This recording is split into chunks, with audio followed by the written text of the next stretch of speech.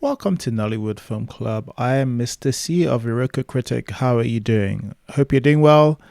I'm going to keep this one short because I don't think my voice is all here.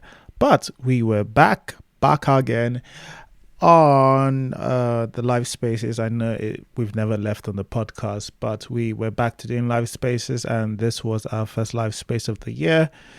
It was good conversation to have because I think there were actual things to pick out for some of this, and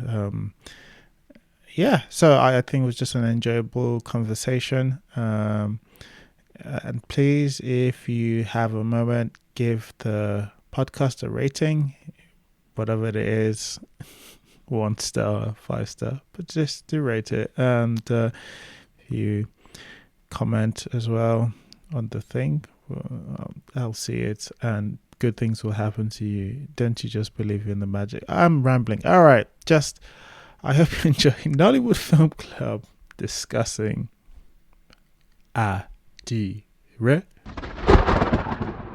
You're speaking to NFC like it's your toaster. Hi everybody, Happy New Year. Welcome back to NFC. We have missed you. All right. Okay, so welcome to Nollywood Film Club. We do discuss Nollywood movies every Sunday. We've been away for a break for a bit, but we're back this Sunday, 6 p.m. Watt as usual. And we are going to be discussing Adire. We will discuss what we liked in the good. We'll discuss what we didn't like in the bad, and we will do some pushback, and then we'll do summaries. I'm rusty. And then we'll all go have dinner. Yes. All right. Okay. So let's start with some of the things we liked. I think Chinweke was first up. So Chinweke, please tell us some of the things you liked about Adire. Oh, nice. I was first. Hi, everyone. Happy New Year. Can you guys hear me? Yes, we can. Okay. All right. Cool. Happy New Year. Yeah. Thank you. So, the things I liked about the film. So, the story. Now, as much as I enjoy being entertained, I have an extremely soft spot for movies that have something to say. I might not even agree with what it's saying, but I just like it when a film has something to say. It's a good reason for me to pay attention. So this film had like a lot of things to say, but the one I really liked was that the world could use a bit more kindness. So I really liked that it had that to say. I mean, telling a story about a hooker with a heart of gold, it comes with some risk anywhere in the world, even more so in Nigeria. So I like that they took that risk. I like films that push the boundaries. Kehinde Bankole, man, she's just a star, like she just shines whenever she's on screen. So that's all I have to just say about that. And I'm not sure if it was intentional, but it was something I really liked. I feel like it was a nod to Lafemme Anjola with that scene where Captain removed his fedora or something. It sort of reminded me.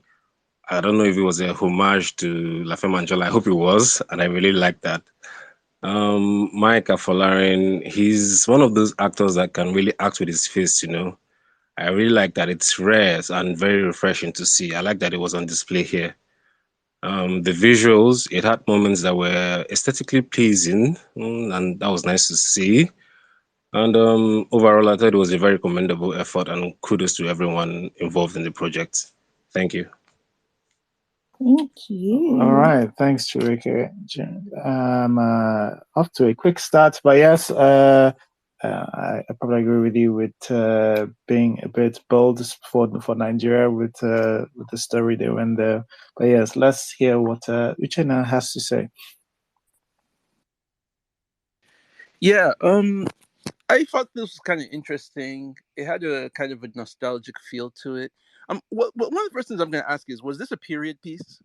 Because I wasn't sure. I got the feeling that it was. Like, I didn't really see anything that explicitly indicated that it was set, say, in the early 2000s, but it just had the look and the feel of the early 2000s to me. I mean, including the part where everybody's, the word is spreading about Adire being in town, and you can see that all the messages are being sent on, these what looks like these Motorola phone screens, and just the general feel of it just really felt the music. A lot of it felt very early 2000s to me. actually even the production itself. I mean, the way it was shot, the way it looked, the credit sequence at the beginning, all of it felt to me almost like a deliberate homage to early Africa Magic series. You know, it had that 2000s Mnet feel to it.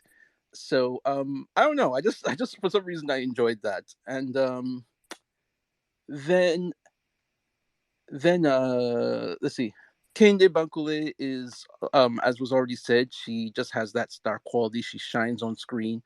Obviously, she's built like a brick house with the smile of an angel. So she's really easy on the eyes. And I guess that's what I liked.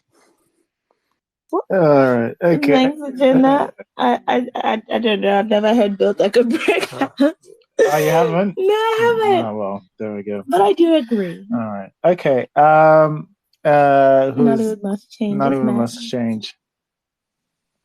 Hi, Happy New Year. And congratulations to Mr. and Mrs. C for making it to the list of the most influential people in Nigeria in 2023. So, what do I like about Adire? I think Adire, it's a good one. It really has a story to tell. I kind of like the idea behind it, you know, someone wanting a new change, and then she got somewhere, and she meets someone who is like she's trying to be better, you know. So I kind of like the idea about it. I kind of like that they try to put in a team, especially with the old Adire, with the old lingerie made with the old Adire, and was it Adire and Ankara kind of thing. I kind of like, and I like the performances. Like, this is the first time I kind of like Funlola Afoyebi in a movie kind of way, because I think kind of performance works with this character, because at first I was like, what's this woman about? So why would a woman, the wife of an evangelist in this kind of place, would be speaking like this, acting like this? But later when she was saying, oh, I went to school, I did all this to be a better person, to make it, to win the heart of her father. So I kind of felt like it works for this character. And I like Kendi. Yeah, Kendi she's a good actress. I think not even she's a good actress. I think she's the best we have right now in Hollywood, because I don't think I've ever seen in a bad. She has never had any bad day for me. So I think she did well in this movie. And the supporting characters they actually did well. I didn't see any bad performance. I don't know about someone said Mike Apalarin was performing with his face. I don't know, because I really didn't put my mind into that actually, but I didn't see any bad performance. Even Dizzy J, even our punchlines were on points, because I had fun with her character, and most of the comedy works for me actually. The act 2 of this movie, it works for me. I enjoyed the women, the whole thing. The use of the Bible verses in this movie was better than in Breath of Life actually. I like how they used Bible verses. And what else do I like? I kind of like that it speaks about community, like, should I say community participation? It's kind of, it speaks about inclusion, and about someone not, when something is happening to you and you are kind of minding other people's business, but you can't see what is going on in your own house. So I kind of like that. And what else I like? I think that's all. That's all I can remember for now. Yeah. All right. Thanks. Thanks. Nollywood must change. I think of course, like if you don't want to speak, you can always send it in the comments or use the hashtag Nollywood Film Club. Rookie says, I love the storyline, and it was nice seeing Femi Branch play a different role we know him for. Yemi Black play a different role from the good guy we know him for. Did he? Maybe. I never knew Kende Bankole is fine. No, See body, everything. The camera got all her angles. Yes, yes. It did. Can And did. more. I've seen in real life too. IRL still as fine. Still a fine woman. All right. So who do we just have? Nollywood Must Change. We have Timmy next. Timmy. All right, Timmy. Please tell us the things you liked about Adire. Is Timmy on? No, Timmy's not on. Who's on after Timmy? Oh, Pearl. Pearl. Hi. Hi. Okay. Hi and happy new year, everyone. So here are some of the things I liked. I liked that I saw many actors that I like. Some of my favorite actors. Everyone's going to say Kende, so of course. But also I was just smiling seeing all the people being unveiled. When I saw Lizzie J, I laughed because I really like her comedy. I like Ifeanyi Kalu normally. I like Funlola. Often people say they struggle with her acting, and I guess in some roles it doesn't fit, but it really fit in this one. I like Yemi Black a lot, and I was so happy to see him. I always like Femi Branch. So yeah, but also, and then I've never really paid attention to Yvonne Jegede like that, but I really liked her in this role. I really noticed like her face, just how expressive, and also her expressions and how she's able to control them. Especially, she has a certain quality, like she can play, you know, mock upset, mock whatever, mock playful, mock. She has a lot of facets to her face acting that I enjoyed in this movie, and also she's very beautiful in a way that I think it takes the right like performance like this one for me to actually notice in that way. And then especially I liked the girl who played the pastor's daughter. She is so beautiful, and I thought she acted that role quite well. I liked some of production design. The sets were very good, the locations as well.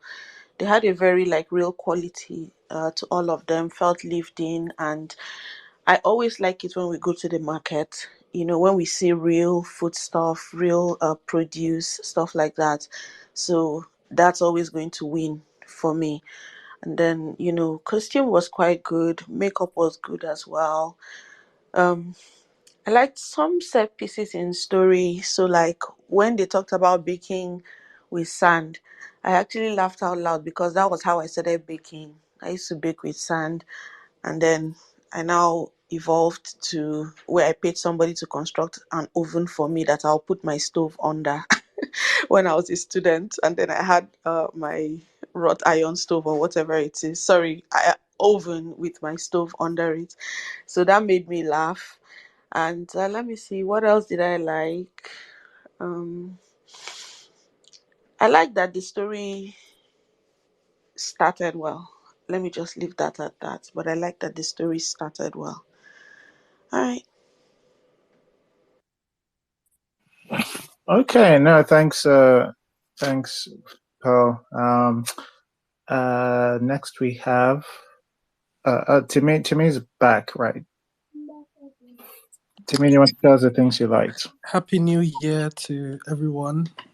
Okay, what did I like about Adire? I think my favorite thing about Adire is, I would say the screenplay, or the story basically, because so Adire has like a thematic message that it wanted to explore, and the characters in the film help explore these thematic messages, because we have different characters that have different views on the thematic message. We have Adire herself, who has her own views on what freedom is about. And then we have the women of the community who have their own views on, is it freedom or what their lives are supposed to be as women.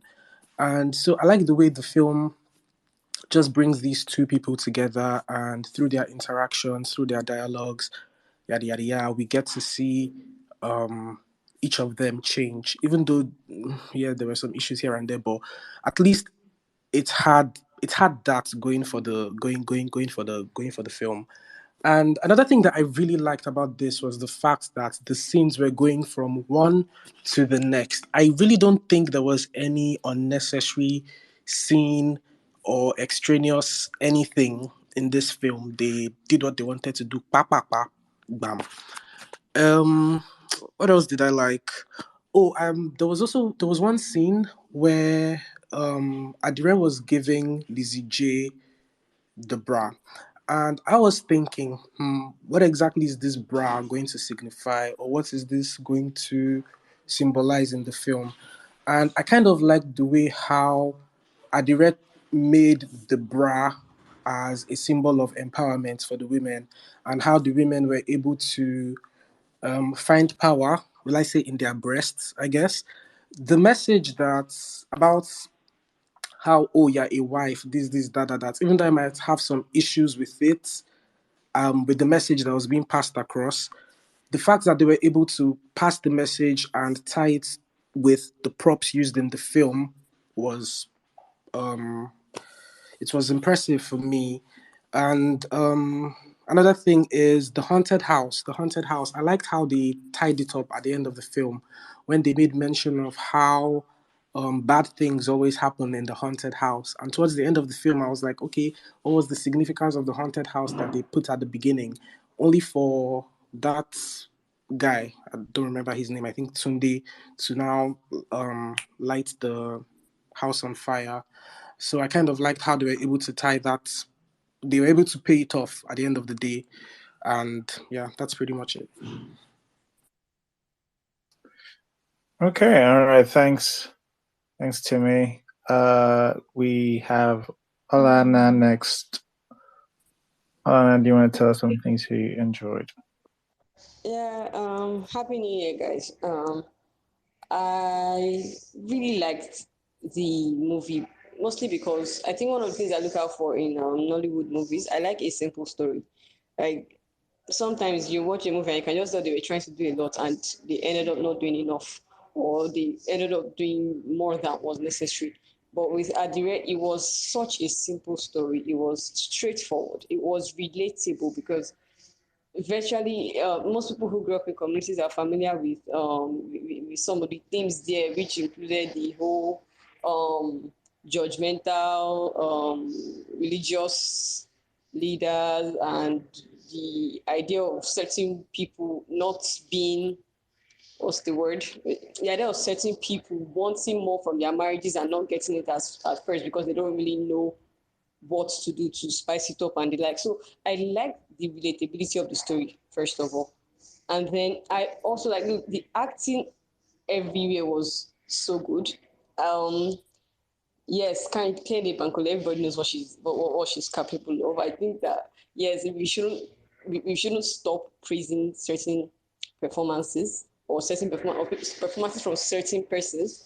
However, one of the people that I really enjoyed his acting was I think Jack'enneth, the guy who plays Tunde. I enjoyed his acting because he didn't say a lot. He didn't have, just tell his script wasn't like, he didn't have a lot of words. However, he was acting with his emotions, with his facial expressions, and I really enjoyed his acting because you could tell when he was enraged. Specifically the scene where Adire basically fired back at the deaconess and all the women were supporting Adire. You could, like, the camera zoomed into his face and you could just tell he was incensed, but it was to show a building rage. So I really, really liked his acting because I don't think I don't think psychotic characters are written well enough sometimes, or even acted out well enough sometimes with Nollywood. So I enjoyed him. I enjoyed the the infusion of the Adire particularly. I really enjoyed that because it was bringing it down to Africa. I like the settings. I like that it was shot outside of Lagos. I like that it was shot outside of Lagos, and the setting showed that. I liked this person's acting too. Ifeanyi Kalu. I enjoyed the whole timid guy. He didn't have his own wits about him. He was basically returning to the game, and his acting showed that yes, this is not something I've done in a very long time. So yeah, I think it was a very, very nice movie. The themes were on point, the themes were relatable, the acting was good. So yeah, those are the things I like most. All right. Okay. No, thank you. And next we have Nolly Goodfellow. Wait, did I get that? Yes. Yeah. Hi, everyone. Yeah, it's nice to be back. Happy New Year, everyone.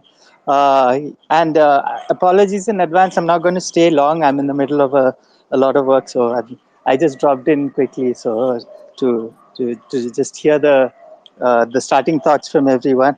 Well, to begin with, I for one was floored by the movie. I loved every bit of it. And I think the very first point mentioned was a very important one, that the movie had a lot to say. So when I actually sit down to review these movies after watching them, I do kind of struggle to say what is the movie about. But here that wasn't the case, because there was actually so much that the movie had to say. And I think it's actually commendable that they made a movie where the prostitute is the protagonist and the deaconess is the antagonist, especially in a country as religious as Nigeria. So I think that was actually very brave, or very, it's praiseworthy, for lack of a better word. And I liked how there were so many subplots, but nothing felt extra. Everything was beautifully woven together. And yeah, and of course there's a lot of sensitivity and craft that has gone into it. So I think that is also praiseworthy. And as an outsider, one thing I can say is that throughout the movie there was one thing I kept telling myself, and that is, this is why I love Nollywood. So because it's this like someone just said, it's the movie was very relatable, but for me it's a totally unfamiliar setting, but still it connects with me. So I think that was beautiful. And of course, like everyone said, the performances were great. uh, I mean, everyone did a great job in terms of performances. And of course, Kehinde Bankole deserves a mention. Yeah, let me think. I had a lot more to say. Not able to recall more of it, but yeah, I guess I'd just leave it at that. Yeah, the character sketches were good. The only character I didn't quite understand was the character Tunde, and it's kind of ironic because that was played by the writer himself. So yeah, but all in all, I'd say it was a pretty good movie. So yeah. All right. Thanks, Nolly Goodfellow. Always good to hear from you. And Wayne's Rants. Wayne's Rants, can you tell I can us hear. what you like? Good evening, everybody. Happy New Year. So the things I liked about it. I think a lot of things I'm going to say, everyone has already said it, so I'll just be like, repeating what people have said. I liked the acting performances. Um, so I recently, because I watched it when it came out, because I was really excited, and then I watched it again today, and a lot of things people are saying now about the guy that played Tunde, the writer of the film. I noticed it, and he played like there was a lot of acting he did that didn't include words. Like if you go back and rewatch it, knowing what he does in the end, you can see him like grow in that anger throughout the film. So like there were good acting performances. Generally in the film, I can't really think of a bad acting performance. Um, um, then I like the characters. The characters, not as in the people that played the characters, but like the actual characters. Like I think it's a beautiful collage of different characters. Like we have, for instance, there's this very educated woman, and then there is, I don't know her name, but the person that Lizzie J plays, there's that character, and then there is this Adire and Shaliwa who are kind of educated but not educated. I don't know if Adire is educated, but it's like there's like this beautiful like collage of like different sides to every character. I like the way the characters were created. I also like I think there's a certain level of genuineness to how things happen. So many times when we watch films, it's Nollywood films, it's like so convenient. It's like, oh, the one woman that this person is going to is this other person. But I think here the story, I think was Timmy that said there was no unnecessary scenes, and it feels like every scene kind of bleeds into another. A very good example is when Shaliwa, like, because for instance they're trying to bring in Adire and make her like friends to these women, and how do they do it? It's like it feels genuine to the story. So the men like her because of she is who she is, and then the women dislike her, and one woman goes to confront her but then becomes a friend, and she changes that woman's life, and it's like he grows. It's like everything, even the way Captain finds out that Adire is in Ibadan or Oyo, it's like a genuineness. It's like, okay, so he's like a pimp. So there are these new girls, and one of the girls is somehow wearing Adire's clothes. It's like everything. I hope you understand what I mean. And I think lastly, I just like a couple of the musical choices they used in the film. I liked when it started, there was this Adire, and I really liked that. And when Pastor and Pastor's wife were about to um, have fun, I guess, they were playing Baby Me Joe. I don't know if that's where they were playing that, but the song they played, I can't really remember. I also really liked it. So those were things I liked. All right, no, thanks, Wayne's rants. Ayinkan, do you want to tell us some of the stuff you liked? Is Ayinkan there?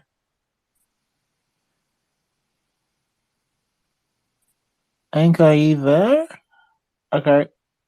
If not, Elizabeth, do I you am want here. I am here. I have to open my something. to? Is this how Uh, you're doing on Happy New Year? oh, Happy New Year! Happy New Year! How is everybody? I've I'm so already. sorry. I Yep, apologize. don't worry, your time already started. It's been nice. So. What? Don't. Happy New Year is not part of my time. Okay. Um, the movie.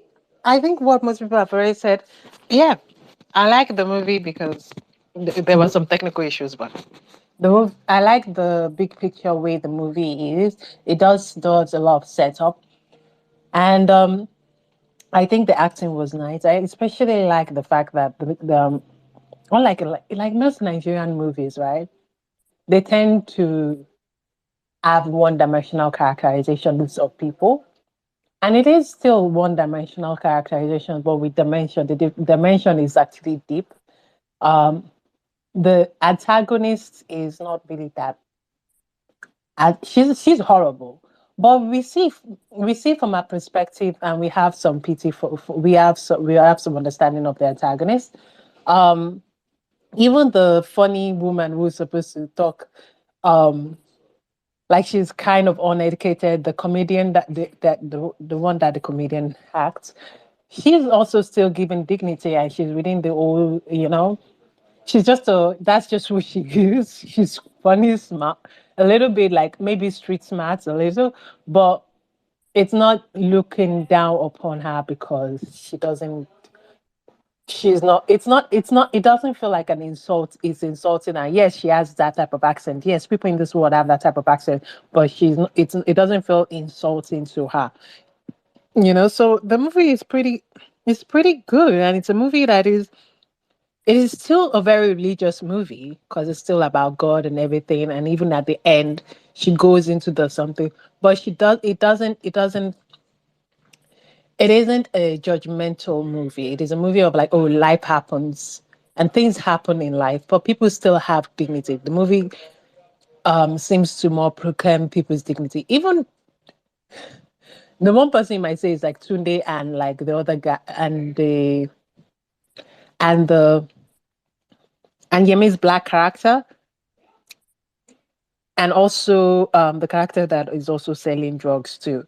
But they have like little scenes. They are not really the focus, and it's a pretty good movie. I like it, and I felt very much within the community of the place. I felt the place, and it was nice. It was a good movie. I had some technical issues, but it was a good movie. I mean, I wish they had. Well, that's in the bad, but or in the. Oh, I wish, but it was a good movie. Nice choice. You could have started with the other movie that you wanted us to watch, but I'm glad that you sense came and you realized that maybe this one is better. That one was directed to you, Mr. C. All right. Thanks, I Inko. have missed you, Anika. All right, Elizabeth, do you want to? Sorry, the spaces are quite full. I will have to rotate, but I'll bring you back up if I do drop you. But yeah, Elizabeth, please tell us some of the things you like. Okay, so thank you guys for having me. Happy New Year, everyone. So, what do I like about? Let me start with the most important thing here. Yvonne Jegede, okay? When Yvonne, I think when she came onto the screen and then she smiles, guys, I found myself smiling and, my heart was warmed. So, that's one of my most important favorite things, Yvonne Jegede. And the second thing is what almost everybody has said. I like that this movie has heart. I like that a lot. I like that most of the characters were hardly one note. They were not one dimensional. There was so much to them. What else did I like? Oh my god! I was anticipating the romance between Ifeanyi and Kennedy's character. Hey god, I was like, is this it? Is this going to be it? Okay, it wasn't it eventually, but yes, I thought that was good. I really want to see Ifeanyi can do more mainstream romance movies. Make that happen, guys. Um, what else did I like? I like the camaraderie around the women. I like stories about community. I like that the story did more with unlike the movie we watched last year, The Breath of Life, concerning like Christianity and community and coming together and achieving something. This is a theme that was better explored here than in the previous one that we watched. And I'm going to say another thing. I like the scene with Ifeanyi Kalu. I like them. What's his name? Kelechi Debe as Toby. His character seemed like he was having a lot of fun. I like the character. I like when he and his friends, when they're together. The conversation feels rather conversational, right? It wasn't stilted as some of the conversations in here, but in that particular moment, it felt right. It felt good. And another thing that I really like is I would like to say that I like the use of exposition in this movie. I've always had problems with Nollywood using exposition to push the plot forward. Now, it two places where I liked how exposition was used. There was a scene where Yvonne's character, Tim Shalwa, told the Pidgin that, we grew up together. And it was during the conversation, it established, that closeness and why the both of them at this point, how she can be at loggerheads with her without seeming like, she was a minion. And then when the deaconess was having that argument with her husband, and she was like, my father gave you this church because he didn't have a son. And I think in that moment, without need for excessive backstory or whatever, it plugged in why she was acting the way that she did. And in that moment, your heart sort of breaks for her. And you see how she's been so why she's been the way she is. Again, fantastic use of exposition, really. It's not where, we need this plot to move quickly. Let's plug in something. Oh, we need backstory, and the backstory is sort of like, and the exposition is sort of done in a preachy way. I really want, I like that. What I feel about the entire, I think at the heart of it is, I really do like stories about community. I didn't think it was, done in the best way, but I think that for what it achieved within the time. Yes, I also want to say that I like that they kept changing Kehinde Bankoli's hair or more. It's been a while because they are Nollywood. Any small thing they would have carried the worst wig in the world, put it on that person's head just to signify passage of time. But I thought this was good. I really liked the way they were changing the hair, and at least I could feel like there was passage of time in there. So that's it for me. Thank you guys. Yes. All right. Okay. We're discussing the different hairstyles. Yes. All right. Thanks, Elizabeth. All right, Tarara. Happy New Year. I know you seem like you really wanted to talk about this movie. I'm happy you got on. Tell us what you like about the movie. Happy New Year. Good evening. Okay. I think that they actually finished this movie. I don't know. Many times in Nollywood movies, it feels like they rush the movie, they rush the movies, they rush the endings, and they give us just something. They know the character. That's them Adire from beginning till the end. We're able to, get to the end of the movie and what the movie was trying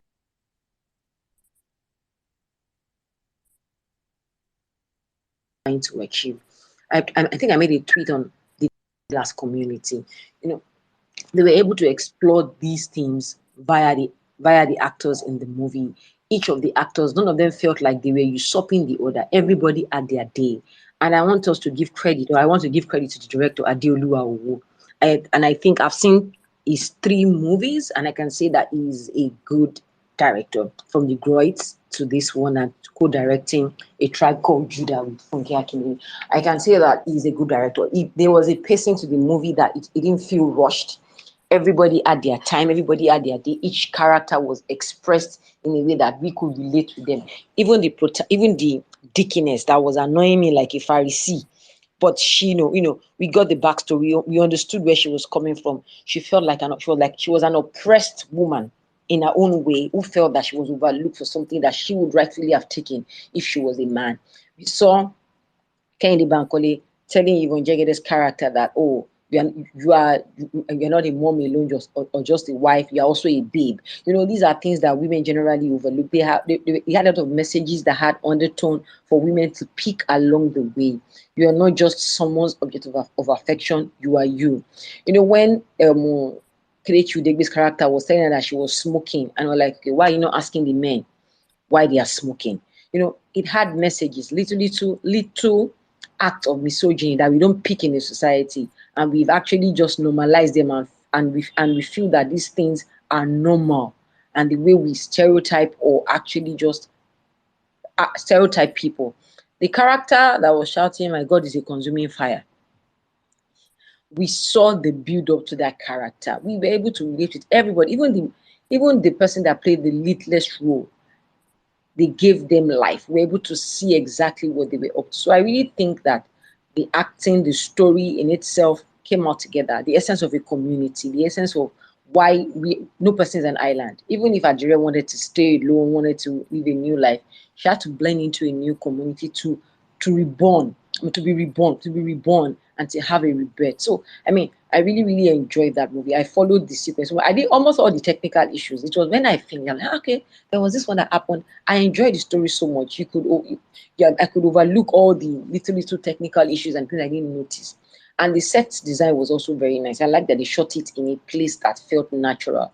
They were not imputing colors and all those things to darken a place in Lagos. They actually went out of their way to shoot it in a very nice. I think Film One paid attention to quite a lot of things. There's still room for improvement, but this movie was a really good one for me. And Yvonne Jegede needs to get more on the big screen.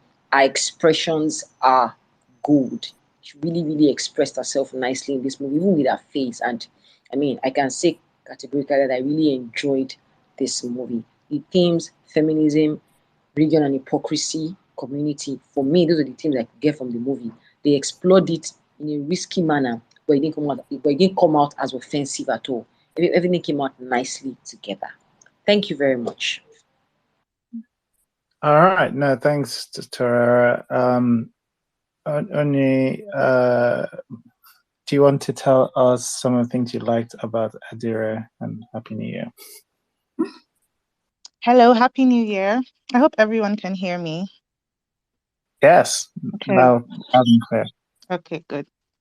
So first of all, like most people have said, Kehinde Bankole is such a sight for sore eyes. A lot of the shots with her walking, the one with her dancing in the market, I was just staring and smiling. She's just gorgeous, and I love that they cast her in this role because I've always believed that she has kind of been underhyped in Nollywood for a while. So back to that, I did like her performance for the most part. In the beginning, I love how her disposition changed when she left wherever she was and when she moved into her new town. And I feel like her body language conveyed how much she desired that freedom that she was finally getting. In particular, I felt like there was a difference between the walk down in the nightclub and the walk down in the street in the markets. The way her shoulders were more open and her face was lit up. And in these small moments, her walk was more fluid. She just seemed more free. She didn't have to tell us. We felt it in her acting. I feel like Yvonne Jagede's acting was actually a very good fit for this role. She had more control. I think someone else mentioned it, and I agree. She had more control here than I've seen with a lot of her other roles, and I felt like she had just the right key to portray Shalewa. I liked Funlola. I don't remember her surname. I think it's Awofiobi as the antagonist. That stiffness from her religiosity, but also you could tell in some moments that she was fragile and sensitive and insecure about certain things, that there were some broken parts of her. Those scenes of vulnerability really gave her character some layers. And I think they did a little bit of work to try and justify some of her bigotry, I guess, and some of her prejudices. Um, and then in terms of the storytelling, I like how the first shot does quite a bit to tell us about how removed Adire is becoming from the world she is and how much she wants to, the world that she wants to build for herself. The mannequins and fabric lying around tells us that from the beginning that she is a designer, and then her back is to us and she's totally focused on the task at hand, indicating her disinterest in this, at least growing disinterest in this nightlife, and her total immersion in the world that she wants to be a part of.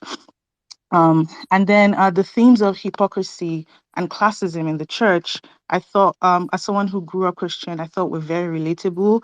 I even felt like the bad acoustics and the mushroom Pentecostal lifestyle was so heartwarming to see. It just reminded me of old church days growing up. Um, what else? I think some character interactions really warmed my heart or made me laugh. A lot of the scenes with the women in the church, that feeling of camaraderie, even when they had conflicts, the little potlucks that they had in somebody's house to do Bible study. I like the moment of surprise when uh, uh, um, Adire alludes to Toby that men could also be sex workers, and he looked genuinely shocked at that revelation. What else? The montage of women finding the sissy in them. That was really cute. I like that they spared us a sexual assault scene, I think in the beginning, I'm not sure. And I actually like the intimacy scenes in this movie. They were giving Papa Missy, Mama Missy, that kind of vibe. And there was one where the pastor was chasing his wife into the bed, and the one where Toby was calling Shalewa a lioness. I thought it was cute. I thought it was cute. So some of the choices in this movie just felt very heartwarming and authentic. And I really appreciate the story that they were trying to tell in general. And some of the key performances really did a good job to hold them down. So yeah, that's what I liked about this movie. Okay, all right. I think that's it. We are locked. Well, Mr. C, you do the things you like then, and we'll. Do we have another person? No, that's Okay. well. Well, you do what you like, and then we'll. Wait, Mr. C. Oh, What's this? Cynthia. All right, okay. I was like, oh, okay. Why did you forget Go me? ahead. Oh, God. No, it's fine. I'm just saying a lot of people. I'm so sure a lot of people have said what I liked already. But I just want to say, I find the movie very fun. So there were a lot of times I laughed, and I know it was because they wanted me to laugh. It's not because the script was failing and all that. And it has to do with the characters. So I will start with what's the name? Is it Yewande? The Yoruba auntie in the church. Oh my god. So the Yoruba auntie in the church, Yewande, I kind of liked her. I liked how she was this woman that portrayed, like when they gathered in the church and they were like the violent took it by force, and immediately she heard it was the haunted house. You could see how she changed her mouth. She's just this woman that talks a lot and she has no power. And I don't think it was even about her accent. It's just that character of the woman that talks a lot and have no power and hide, and she was funny. Same thing with Toby. So Toby's character was so interesting because we saw him, and the first time we saw his introduction was when his wife wanted to have sex with him, and he just went to the bed and slept. But when he was with his guys, we could see how he was describing like his one lion in the bed and all those kind of things. In the bar when they met Adire. So Toby's character was also fun, especially this thing where Shaliwa tried a miracle bra, and he came into the room. And he came into the room, and she was, yeah, so Shaliba was also really good because you could see that she was trying something for the first time and she was really, really uncomfortable. So she was also able to like express her emotion. And Toby came in, I was like, she was like, didn't you like it? I was like, I don't, it's not like I did not like it, yeah, lioness and everything. So Toby's character was really, really fun with Yeah One Day. Then the deaconess, so I really enjoyed the deaconess because she was strict. Okay, and she was not just strict, she was using the Bible verses to shame people. So she was a typical righteous woman in the church that picks on people using the Bible verse. And I also like that they made it that a daughter fell into being pregnant out of wedlock because of how she treated the Abenis character. Is it Abeni? I don't know. Because of how she treated the Abenis character that was pregnant, she was always trying to pick on people when she has not like removed the log in her own eyes. So when her daughter fell pregnant, I was like, okay, that makes sense. Now talking about daughter pregnancy, I like the introduction of the church. So when we got to the church, the church first scene, I think the first person I saw was Micah Folari. I don't know if it was the first person I saw, but I just like how you could tell that this is a church, okay? And in church, we have people that are happy to go to church. We have people that have this frowning face. We have people that are overjoyous. I can't remember who was in the Holy Spirit. I think it was here one day. I don't know. But we have this different type of people that come to church together. And in that scene, they also foreshadowed something. So the writing of this movie kind of foreshadowed some of the events that they followed. So we could see Micah Following character, I can't remember his name, looking at the deaconess daughter, and there you are like, something is going on. Okay, so when they introduced, oh, the deaconess daughter is pregnant, it didn't look wishy-washy. They've already set up our mind to be like, we're going to see something. The same thing with Tunde's character, the one that is always following deaconess, how he was always doing boy boy.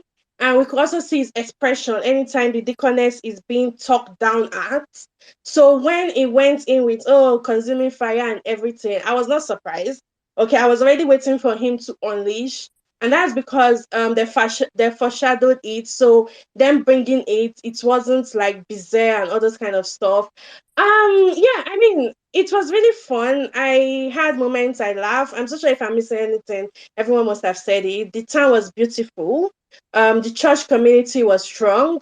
Not really like strong, but you could tell that this is a church community. They held fellowship together. When someone was pregnant, even though they casted them, even though they casted her and made her a watchman, you could tell they came doing a delivery and all this kind of stuff. Yes, Mr. C is raising up his hand, so my time is up. But yeah, it was really a fun movie and I enjoyed it. Thank you. Cynthia, you'll be pleased to know that you're the only one whose timer has actually gone off. Hey, well No, well done. First one of 2024. First one of the year. All right. Anika is disappointed. I can hear it in her voice. Don't worry, she'll try harder in the second go. Yeah. So, anywho, I told you I was innocent, and I have been proven right. I'm gonna echo everybody and say I'm sure everybody had said almost everything I said. This film served for starters a lot of beauty. Kehinde Bankole is a beauty. Yvonne Jegede. There was this scene where she was with Kehinde Bankole, right? And she was talking about being an old cargo and stuff. I'm like, ma'am, can you see yourself? And like, besides the fact that the body is body, in her face there's such beauty in the structure of her face. I'm like, okay, we need to see more of this.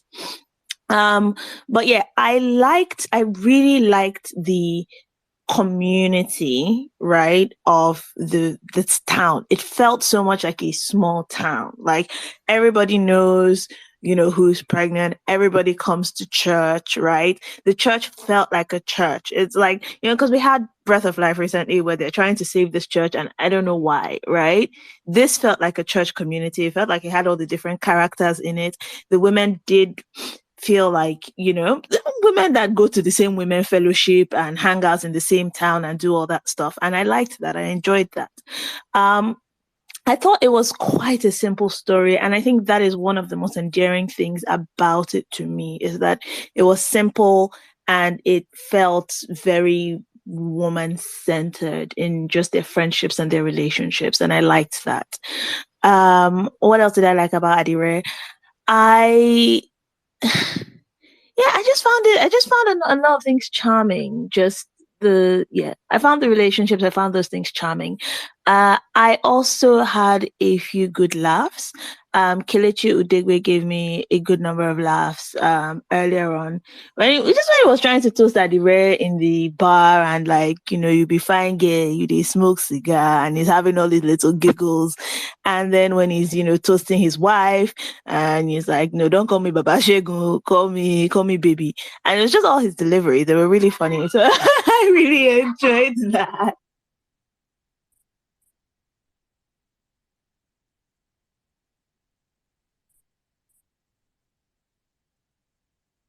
All right. Okay. Some people trying to ducks. All right.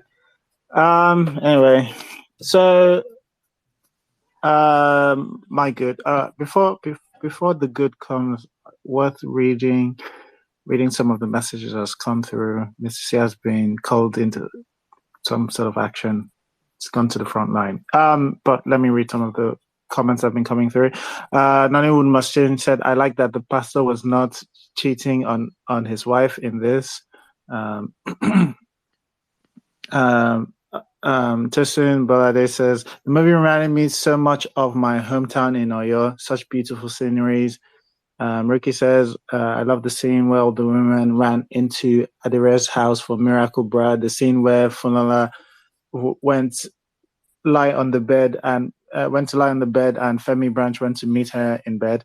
The scene where Funala went to cover Kende's legs. I have experienced that before. Yeah, you know what? That's definitely I haven't experienced it, but I've seen it happen. Inda says Kende's face card is impeccable. She's also really good at her job. I would watch anything with her in it. And then Crowned says the acting was really good. I think everyone embodied their roles. Kende Bankole is a really fine woman. I also thought Ifeanyi Kalu played the pitiful widow very well. I liked how colorful it was, and I thought Adire's house was charming, aside from it being haunted. And the only blackbird in Paris says, you people will not talk about Kelechi Degree. Well, all right. Okay, so while Mrs. Sia said, I guess her one's worth me going through mine.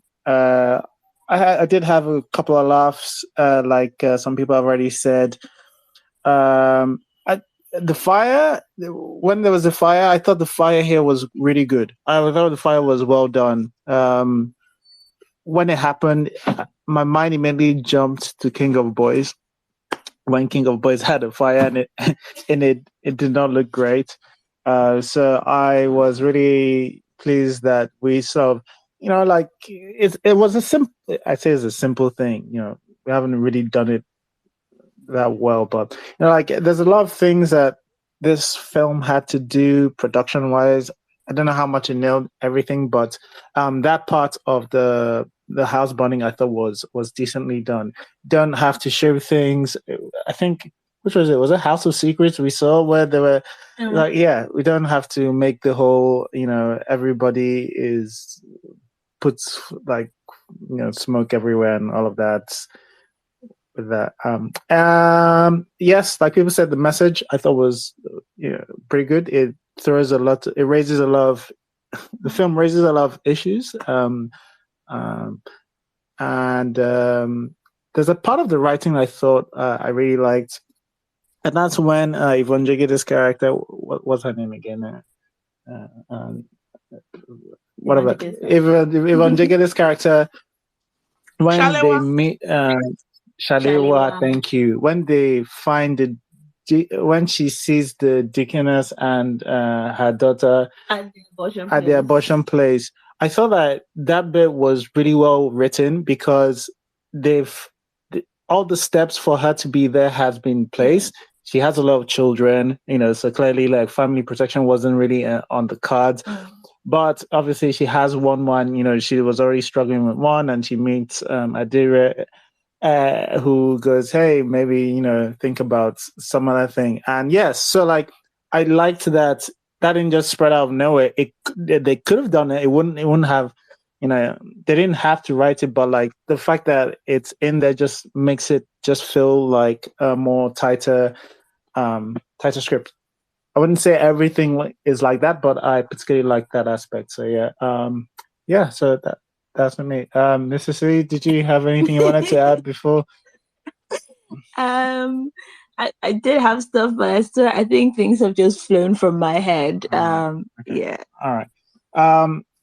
Okay, so we'll pivot into the things we didn't like. Almost an hour. All right. Pivot into the things we didn't like. Chiweke, do you want to tell us some things you didn't like? Yeah, sure.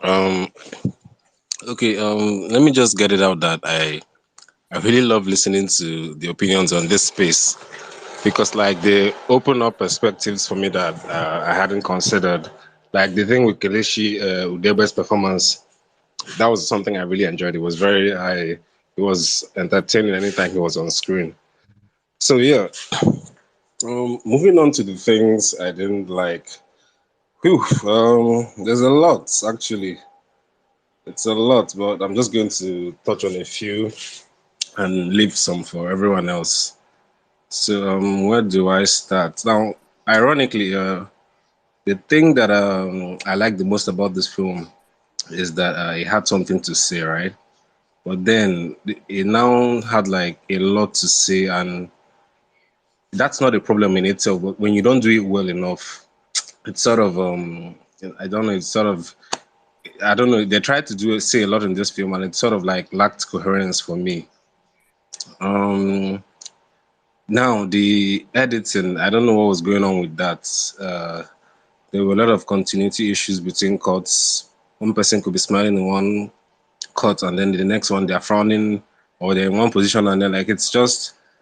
Then there was this weird deja vu moment around the 50th minute mark that like made me question my sanity for a bit, where the picture seemed to like skip back in time while the audio matched on. Like I don't even understand why you would still leave that in the final cut for a movie of this scale. Like I didn't know how to explain that. And you get the feeling that this wasn't a very smooth production. Like there were a lot of things that for a film that has this much talent and resources at its disposal, you would think it shouldn't make those mistakes. Like I think that final act, I had no idea what was going on there. Like I'm not even sure who to hold accountable there, if it's the scriptwriter or the director or the editor. It was just pure chaos. They had somewhere else to be, and it was like, okay, let's just wrap this thing up. And I think I'll give the bulk of the blame to the director, because I know he can do better. He has done better with the grill, which I really love, so I expect better. The script as well, it's also responsible for a lot of the film's issues. It just there were some things wrong with the script, and the visual elements, the cinematography and lighting were mostly basic. I didn't really take any risks, and even those basics were not really well done in some scenes. The villain, Captain, I was confused about what to make of his character. Like it was very, I could not process it. Then the location was weird. I mean, they opted for aesthetics over realism, so that didn't quite sit well with me. Like it made it difficult to get into the story world. The casting. Now, there's nothing wrong with casting off of star power, but like when you do it too much and not well enough again, it just causes like this disharmony, just causes chaos.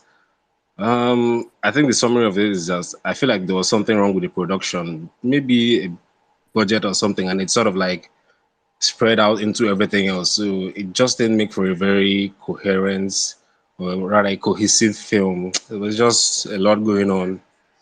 Yeah. So thank you. Oh, thanks, Chinweke. Uchenna, do you want to? And yes, that thing around the 50th mark. Yes, yes. And I can't. Yeah, I mean, I wouldn't say I can't believe it. We could believe it. It was a shame, but it was like, okay. We see this. We're used to stuff like this. Unfortunately, from time to time. Yeah. All right, Uchenna, do you want to tell us some of the things that didn't so well with you? Yeah, when you say that you could believe that thing that happened, that skip, actually, I couldn't believe it. Maybe I'm not jaded enough, but I mean, I expect that sort of thing when I'm watching movies on YouTube. But for a movie that was released theatrically, I was really surprised that went through. But that's the thing, Torreira said earlier that she liked how the movie was so finished. And I found that ironic. This is not pushback, Oga. I found that ironic because when I was watching it, I just thought this movie is so unfinished. Like there was so much stuff that just felt as if they just gave up. Even the story at the end when you get this whole introduction of this plot line about laundering money through bras, which didn't make much sense to me to begin with, and how if they don't do it, this Undertaker guy is going to do some really bad things. Well, that just evaporated. Nothing happened. The same thing with Captain. We're built up throughout the whole story of how he is so dangerous and he's this looming threat. And then at some point, Adire just hits him in the head and he disappears, basically. So, I just didn't really feel much conflict, much real conflict in this movie as a whole. It took a while for me to get into the story for that reason.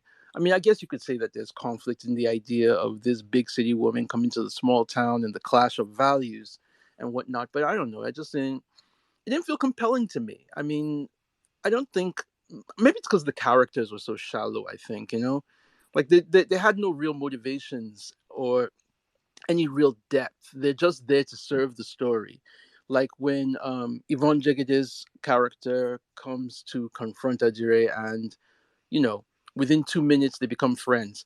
Not because of any real meaningful interaction that goes on between them. It's just because the story needs that to happen, so it happens. Same thing with the romance with Thomas. I mean, we never see any real chemistry between them. We never see any real moments of connection.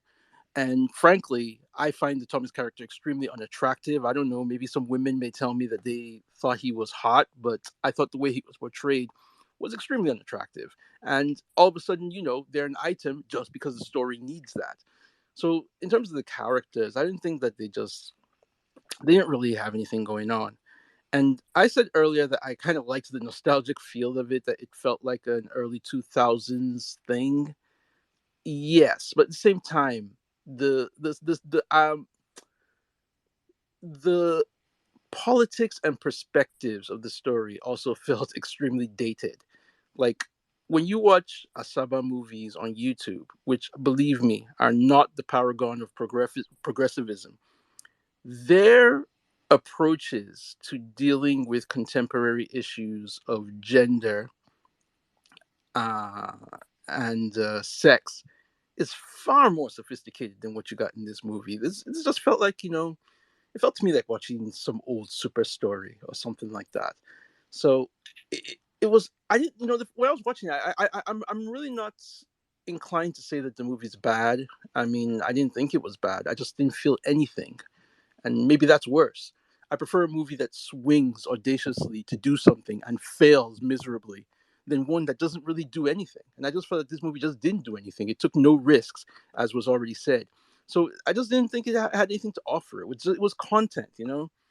But I will say this though, it made me laugh quite a lot. I laughed out loud in a lot of parts, although I don't know if those parts were meant to be comedic. Like when the captain just snatches off a woman's bra. I don't know if it was clasped at the back, but he just throws it off. Or I'm not sure I was supposed to laugh at a scene of a little girl being abducted into sex trafficking, but that scene was funny. The way she was just snatched off like it was a Looney Tunes cartoon. And then, when the deaconess slaps her daughter, when she just comes out and says, "I'm pregnant," and she slaps her. I don't know. A lot of the stuff just seemed funny to me. I didn't like the movie at all, but I didn't think it was bad. It was just what it was. Hey, you didn't say it wasn't for me. Everyone's forgetting their catchphrases. All right. No, we'll come to it, but I think Uchenna is basically speaking my mind on this one. All right. Who's next is Nollywood Must Change. Thanks, Uchenna. Nollywood Must Change, please tell us. Okay.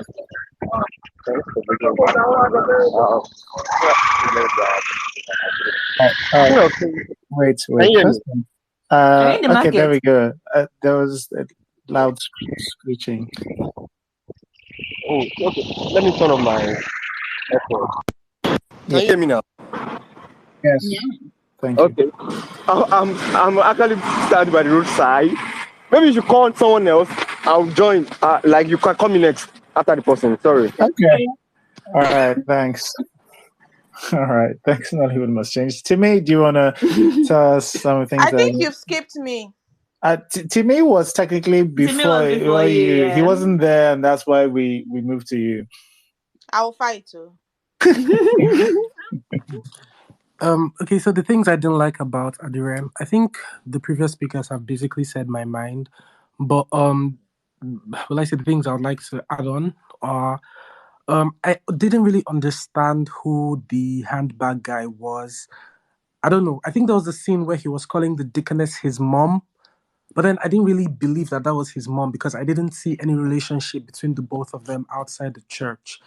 And if the deaconess was his mom, I really didn't see, because I mean, she also had a daughter that was pregnant, so I really didn't see how we didn't even see these two characters interact with each other so that we understand that they are siblings. So yeah, the whole character of him following the hand, being the mother's handbag, this is that. I really didn't get that.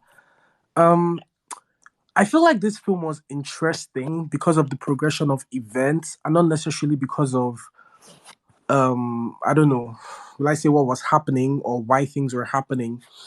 How do I say this? I was not interested in anybody in the film. I had no interest in any of the characters.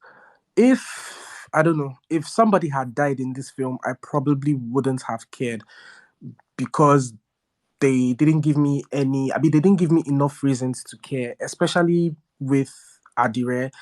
I mean, with the way the film started and the premise that they mentioned, or the what, I went in with a sense that Adire wasn't going to have a character change in the film, more like she was going to change the people around her. But then at the end of the film, when was it his name? Captain, when Captain came to Adire's house and Adire was running away, I was confused because she said she wanted freedom, right? But then she also found community. I mean, she found friendship or something within this community. And so it just made me question that if you were looking for freedom and you found this community, then why are you running away?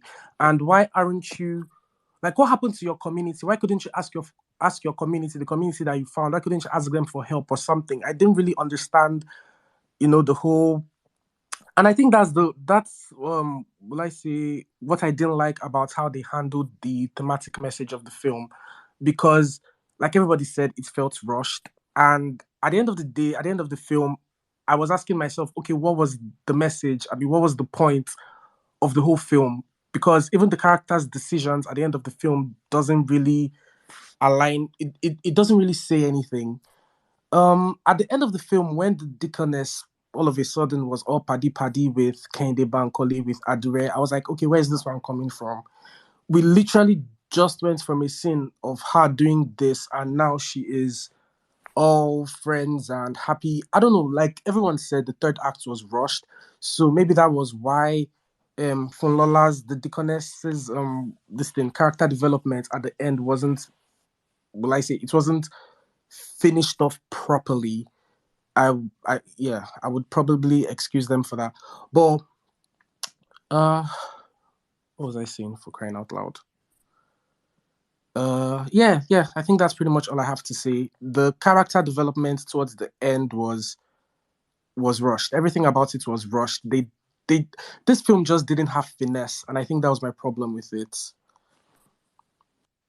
All right, no, thanks. Thanks to me. Some of your messages have come through. I'll read them in a bit. But first off, what kept me up has been covering some of the spaces, and they dropped an article for December last month. It's on Breath of Life. So please do give it a read when you have a moment. But going back to some of the bad, some people have said, Inda said some things I didn't like. The laundering money bit was so left field. I was like, from where to where? Captain didn't feel like such a huge threat, especially after getting off with an iron. What was Tunde's deal? Who was he to the pastor's wife? Did he get punished for arson?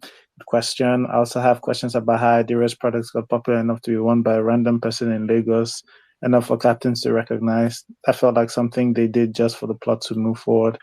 Also, why was Adire making promises to always be there for the pastor's daughter after just one interaction? It felt plastic and unrealistic. All right. Okay. Pearl, do you want to give us your Hey, Mr. C, why are you skipping me again? Remain skipped. Shay, have you crossed the road? Have you crossed the road?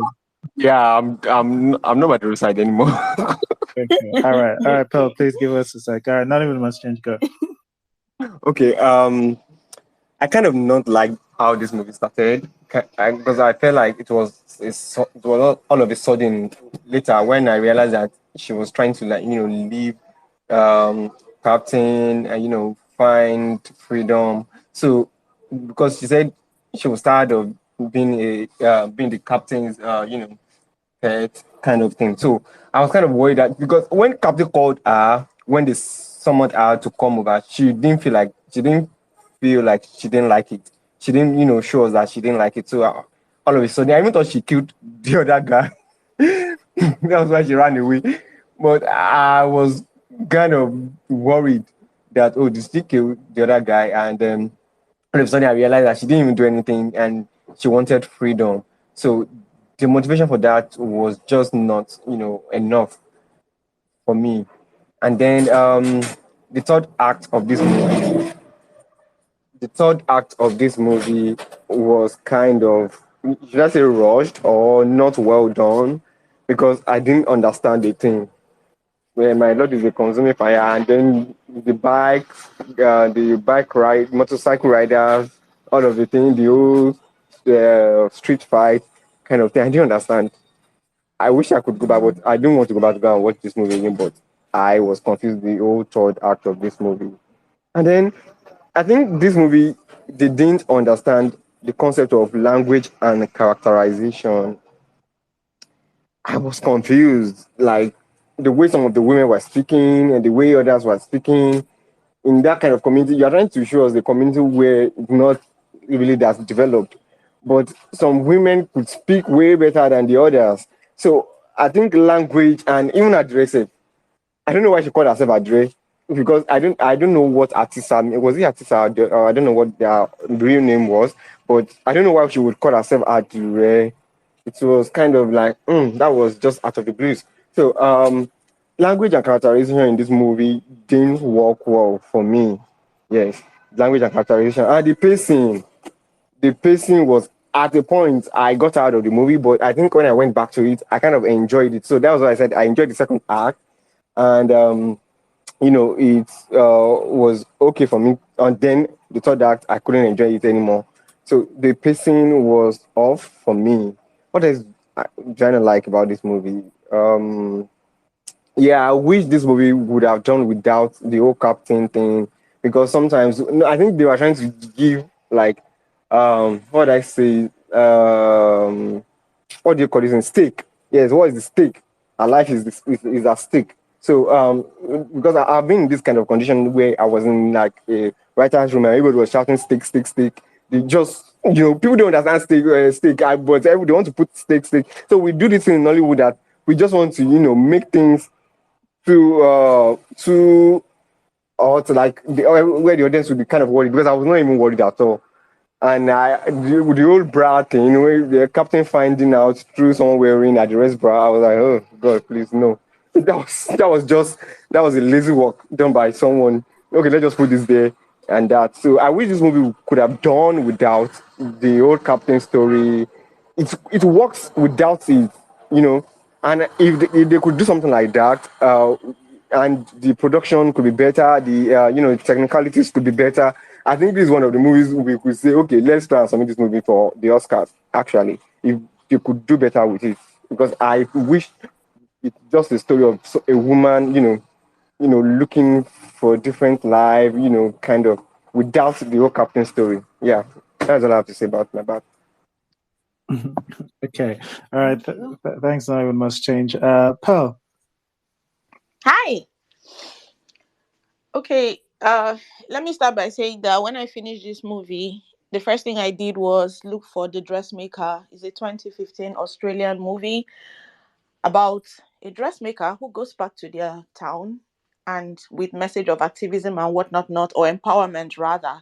So I felt like I needed to rinse this movie out of my mouth immediately. So that's how I felt after watching this movie. And it takes me straight to intention. I think I saw what this movie intended, but it was just so surface. It was just so without depth that I was just so frustrated. And I'm tired of seeing so much potential. And in the end, you're like, this is what they did with all of this. And we always come like so close. This was yet another movie. So, how fast can I talk? There were just so many things that didn't add up, with this plot. Things were just happening in this film. And I mean, first of all, there was nothing that was made of the fact that that house was haunted. And I don't mean what happened at the end. I mean that if you've put a character in a haunted house, how about you introduce some elements of like horror tropes in there to give just more of that kind of texture throughout the movie before we come to that climax. There were just some pieces of dialogue that would just be thrown in there and I have no idea what they meant. For instance, when Thomas asked his friend, doesn't she look familiar? Till the movie ended, I had no idea what he meant by that question. When the pastor got excited about his wife saying yes to sex, I don't remember when it was established that the wife had been holding out on him for that to matter. And I wish they had found a way to tie it to the ongoing sex activism that had been happening between Adire and the community women. This just came out of nowhere. I wish, like most people have said, that the captain had just been left in Lagos. We didn't need him to come back here. And also, all that stuff in Lagos, I didn't understand why Adire left on that particular day that she left. I don't know what it was exactly about that particular encounter that was, because if somebody has been in that kind of situation for, I'd like to say, upwards of 20 years, you don't just break away one fine day. It's not that easy. So let me just leave that there. There were just a lot of things. This motorcycle gang that came out of nowhere, and I'm tired of people shooting in the air. Like, somebody needs to have Ricochet kill them so that that nonsense can stop in our movies. This is like the third movie in recent times that I'm having this motorcycle gang just shooting in the air up and down. Two things that bothered me so much is that the fashion was pretty much discarded. It was put there just to give the character some texture, but it could have been so much more. It could have added to depth and richness. We only saw her do anything fashion, which was sit at her machine twice. Once in Lagos, that very beginning scene when we're introduced to her, and then somewhere towards the middle to end, she was just, and she barely did anything. And as somebody who makes clothes myself, that is such a fascinating thing to see people actually have their hands in the thing that they say that they're doing. And there's so many aspects to sewing that are not sitting at a machine, especially if you say you're a designer. You drape, you make patterns, you there's so many things. So I thought that they just did not do much with that. The message of this movie, the weird feminist activism that this movie was doing was so crazy. I felt like I was losing my mind. On one hand, if you dress like a prostitute, you sit like a prostitute, you do all the things like a prostitute, then you're now censoring these men for approaching you like a prostitute. And this is not a slaw. If you trade sex for money, whatever, you are a prostitute by dictionary definition. So when the pastor's wife was saying, "You're a prostitute, are you not?" I was like, tell her she is, because I mean, I get what the movie was trying to do, but it's just this weird thing where it's like, is this new wave of feminism, honestly, let me just say it as it is, that I don't agree with, that a woman can do anyhow she wants to do, and once you address her accordingly, because we're all grown, we're all raised and learned, dress how you want to be addressed. This, because if you think about it, if they are, she behaved exactly as somebody who is soliciting for sex. Imagine if somebody else is soliciting sex in exactly the same way, and then the men ignore her. That's an insult now, So I don't know what this movie was trying to say. And then when she was now doing her activism with these women, she was now empowering them with breasts. So essentially, that's unhelpful narrative of turning the responsibility and the burden back on the women of attracting their men. And look at the men, those low-grade men that were hanging around in the bar, soliciting for sex, high-fiving each other for paying for sex, texting each other and bigging each other up for sleeping with a prostitute. I'm so confused by what this movie was trying to say with all of that. The final thing for me, not the final thing, I have a big list, but as far as how much time I have here, the last thing I'm going to say is what they did with this Adire just felt like a failure to me. And when I say Adire, I mean the title Adire. It could have been so much more. Like, even me, I'm not Yoruba, but I know quite a bit about Adire, right, as a concept. And I feel like that was so underutilized. They used it as a title, a name, the character, but Adire is much more than that. Adire is a sacred and cultural art form, right? And this is a cultural artifact that is nearing extinction. So I wish that they had used it as more of a metaphor. I wish they had gone into like some of the history, the production, the commentary. I wish they had used it more than just naming a character Adire, making a character choose Adire as a fabric without even us knowing the why of anything that she was doing. Why did she choose Adire as her brand? When she got to Oyo, where they are doing the actual tie-dye, everything, we didn't see her once go into like a factory where they are making this stuff. I just felt like this was so underutilized. Why does she love this particular? I just did not see it. I wish I had seen the process. I wish I had seen some commentary on it. I wish I had, instead of her dancing in the market. I don't know why she was dancing in the market. I don't know why she was doing photo shoots. There were just some things that just look like art for the sake of art, which, okay, I guess, but this movie just, it just, I like when movies have fun, but this movie had too much fun that was not fun for me to watch. Thanks.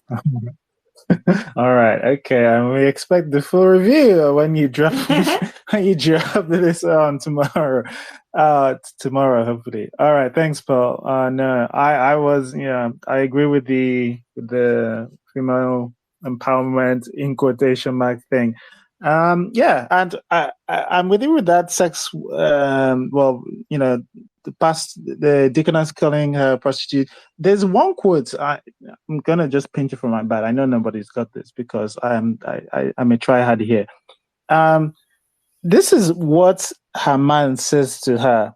Yeah, this is after he has picked her up from the bar. After everybody, she's now popular for being known as a sex worker.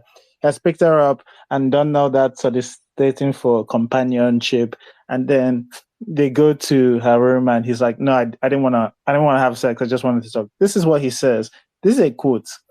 "I'm really sorry that you think so little of yourself that the only thing a man will see when he looks at you is to get into your bed."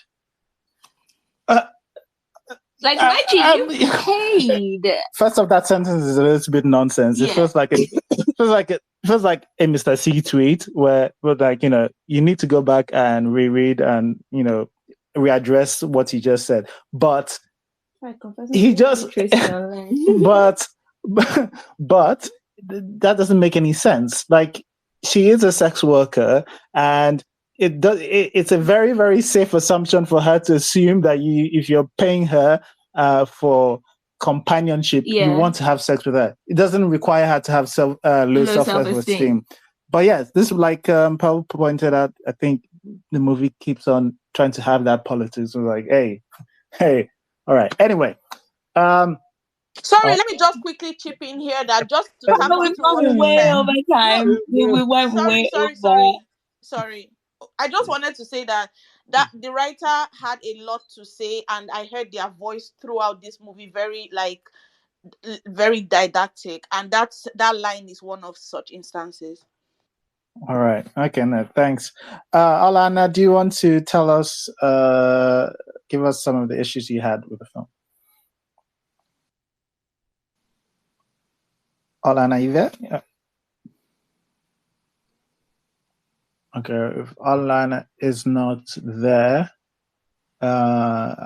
it's Wayne's Rants. Hi. So I have a lot. I'll try not to do a pearl and be really quick. Firstly, I'll answer Omodudu. She called herself Adire because that's the title of the film. So okay, but the things I didn't like about the film, first of all, there are so many loose ends. Like there are so many loose ends. Someone spoke about the relationship between the Dickness and Adire, and I think it boils down to the same thing everyone has been saying as like what were they really trying to do.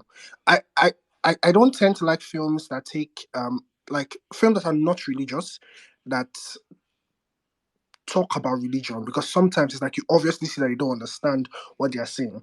But I liked the fact that they were trying to take it from not from like the church point of view, from Adire's point of view, but it ending with her going to church and like dressing decent. It's like, so what were they trying to say throughout the whole film? If she was supposed to be free and she can dress whatever she likes and she can be whatever she wants to be, and she's like, this is who she's going to be. She's going to be a lingerie designer. Then why does she end in church? Why is that her climax? Like, oh, now she's back in church. So, yeah. So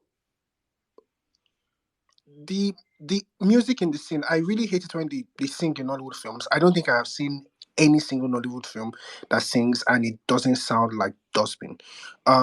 So yeah, they were singing and I was just like really upset. So that's that. Also, what was Adire's plan? Like, what was her plan in life? Because she went to this new city and she was supposed to start a business, right? But what business? Because she's not doing any business.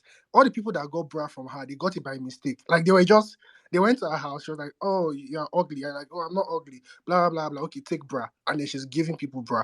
How did the bra reach Lagos? Because there was no point in time where we saw her like selling the bra. There was no point in time where we saw her like making new designs. There was like she okay. Also, was she sleeping around? Because when Kelechi Udegbe's character, like, was she a prostitute? Because they didn't establish this. When Kelechi Udegbe's character meets her, she doesn't want to sleep with him because she says, they'll go in there and act like they sleep together.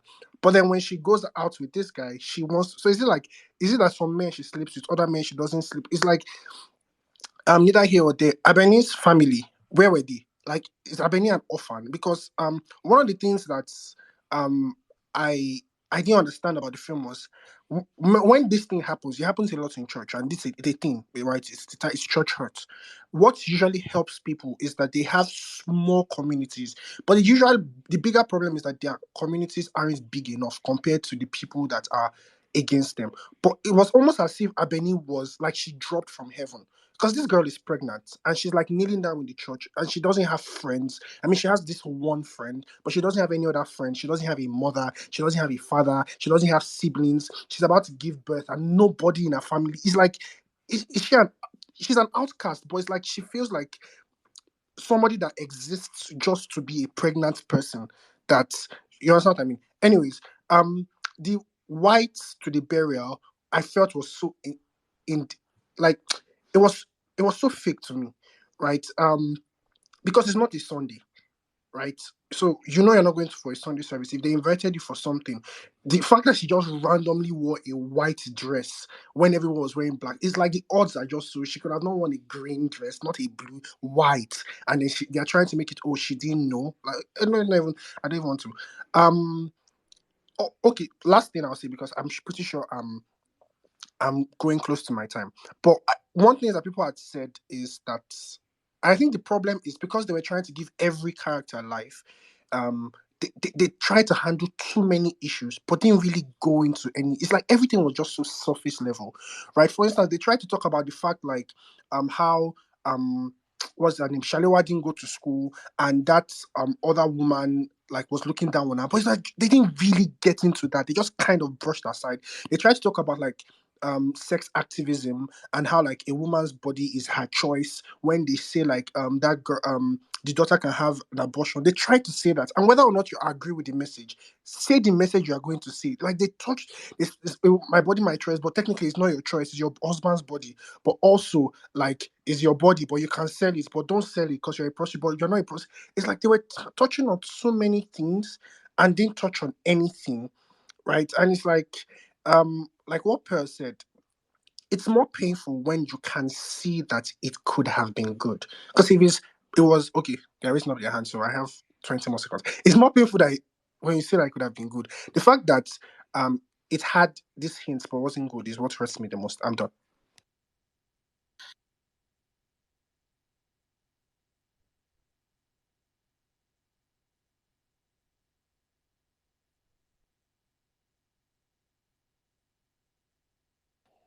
Wait, can anybody hear me? Because I've stopped talking, but nobody's talking again. I heard you, but I didn't hear anything else.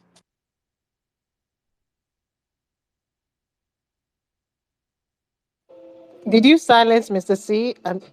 Oh, can people I'm hear taking me? over. I hope so. Wow, wow. This mute button is the first mute. I'm going to use it soon. All right, okay. Yeah, sorry. Spaces is weird. All right. I was saying thanks, Wayne. I'm going to go through some of the comments I've come through. Again, says, "Oh my God, I agree. There was no depth. Even the interaction between Adire and the deaconess daughter didn't really hit me because there was no depth. Same with the relationship Adire has with the with the relationship Adire has. Uchenna speaking my mind. It felt like old Nollywood, but it was just there. Adeyemi says, Adire, I have seen better appearance of Kende Bankole, but Adire explored her beauty more than her acting. I agree. I actually thought some of Kende's performances were a little bit cringe. And I think that's the first time I'm saying that out loud. All right. From a Kende performance. But we move. We going to Oyinka.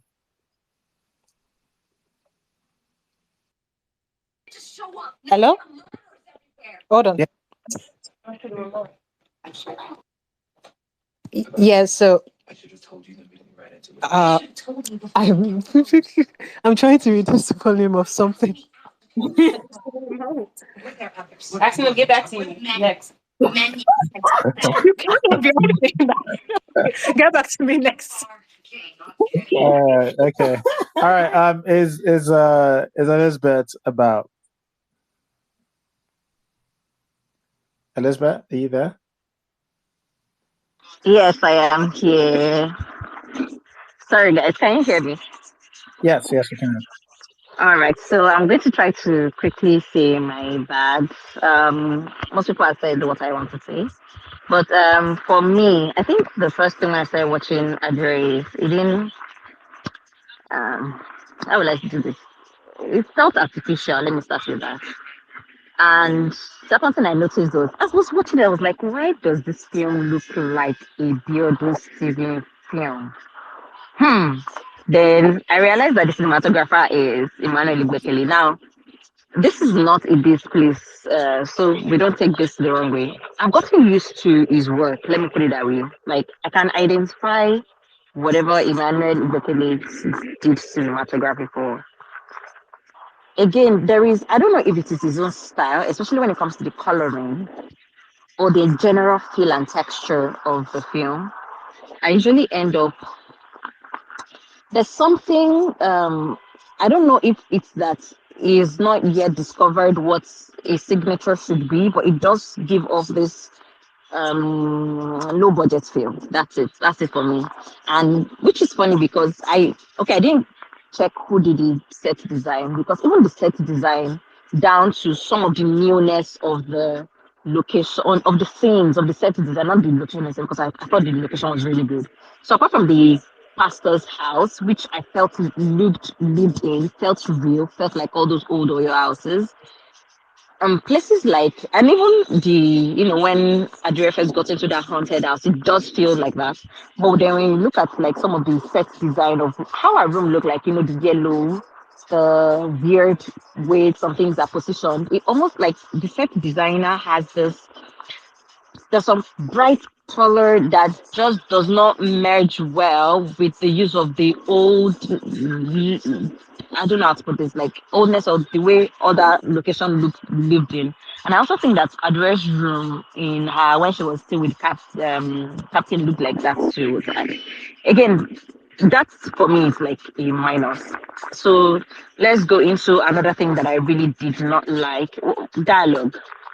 The dialogue for most parts was not fit for purpose. It was very aspirational, less conversational. Which I think that this is something this sort of film is supposed to achieve, right? You're trying to establish community, and then you're just like Greta. Like this, is like a film where dialogue can elevate, characters and even their arc, and in which we got nothing. I'm really a big fan of romance. I love romance, guys. But here, I'm at the edge of my seat. I'm like, so when is it gonna happen? This character has approached Adire, Ifeanyi's character has approached Adire, and just like, oh my god, the every time they are together in a frame, the conversation is usually so stilted, quite unnatural. Like nobody speaks like this, and how are we supposed to establish you guys liking each other enough for you to fall in love? Because there was a scene where you came to our house, brought here for why are you even there? Nigga? Like like there is nothing in your conversation or the action that warrants you to even be there if you're not a stalker. And then even after which she said, oh, bye bye, whatever, oh, you don't think well of yourself, yada yada. She appeared in church and she went to sat near him and they were talking. Like I'm like, what's happening here, guys? And a part of me is saying that okay, maybe they shot plenty scenes and they had to cut out a lot of things. And like I was trying to give them excuse for it because I really, really, really, really wanted to like this film. And so a lot of the dialogue is like that. It's like Per mentioned, like the voice of the writer wants to say something. And so it feels a lot like, again, sometimes how Beyonce Stephen writes.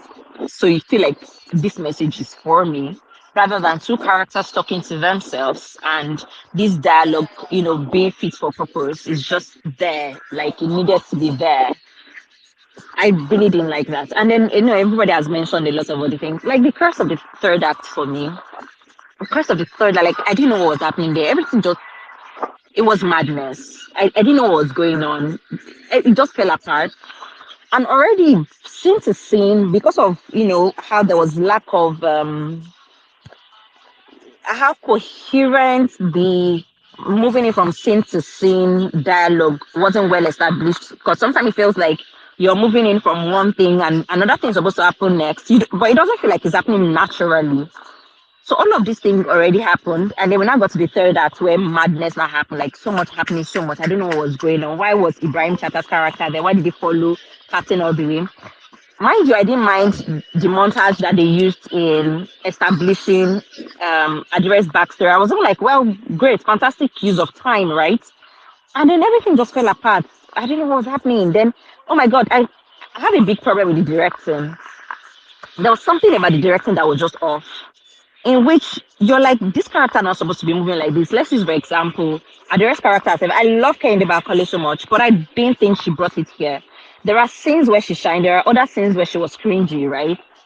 I feel like this character, they wanted this character to be whimsical. Not funny. Whimsical, I'll still be done, please.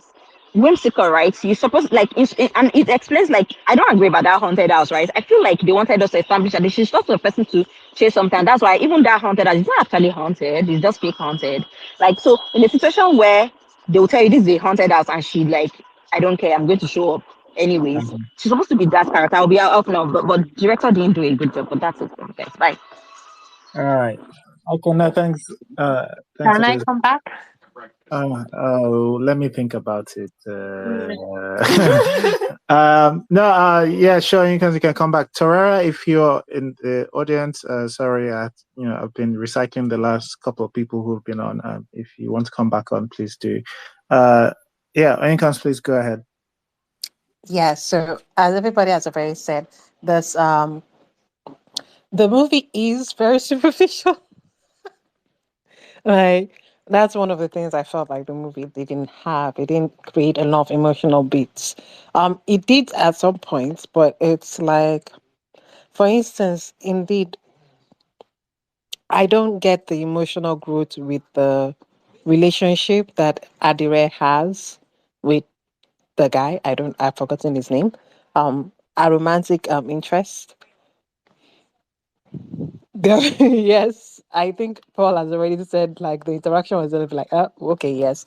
The sex positivity is a little bit, um, it's cool, and I'm not too sure how sex positive. It's sex positive, but there are different types of sex positive. It's a sex positive that is more like, first of all, bras don't do that that much.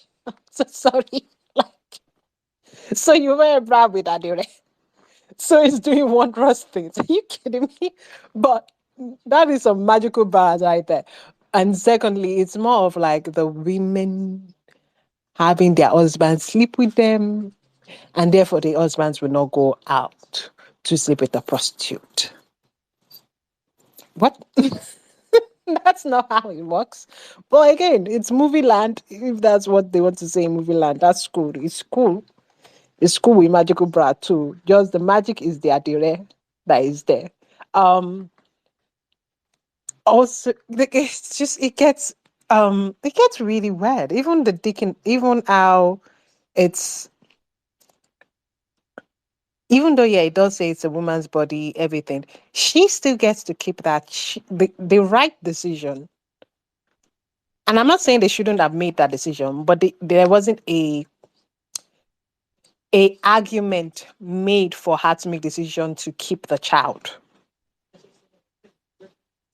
We don't even see really like a serious conversation between the boy and the girl about keeping the child, and even what that leads to and what sacrifices they're going to make to have the child. But no, the child is now just the parents' idea on everything. And I'm not saying it doesn't happen like that in real life, so because sometimes in real life, parents do take the child away from the pregnant pregnant teenager, and the teenager thinks you grow up thinking that your elder sister your elder sister is your elder sister, but in actuality, she's your mom or something like that. It happens. It happens in this world. But I just feel like there wasn't like a connection from A to B to something. We just got to the points that they wanted to us to get to. That's also technical wise. The first few shots in, I don't know what the AZ thing that they have on the screen. It was so easy, and I'm just like, did they overproduce or overproduce? Because they definitely over treated the sound. They definitely did at some points. Like, when you do sound editing and you can like have this muffled sound to like the noise.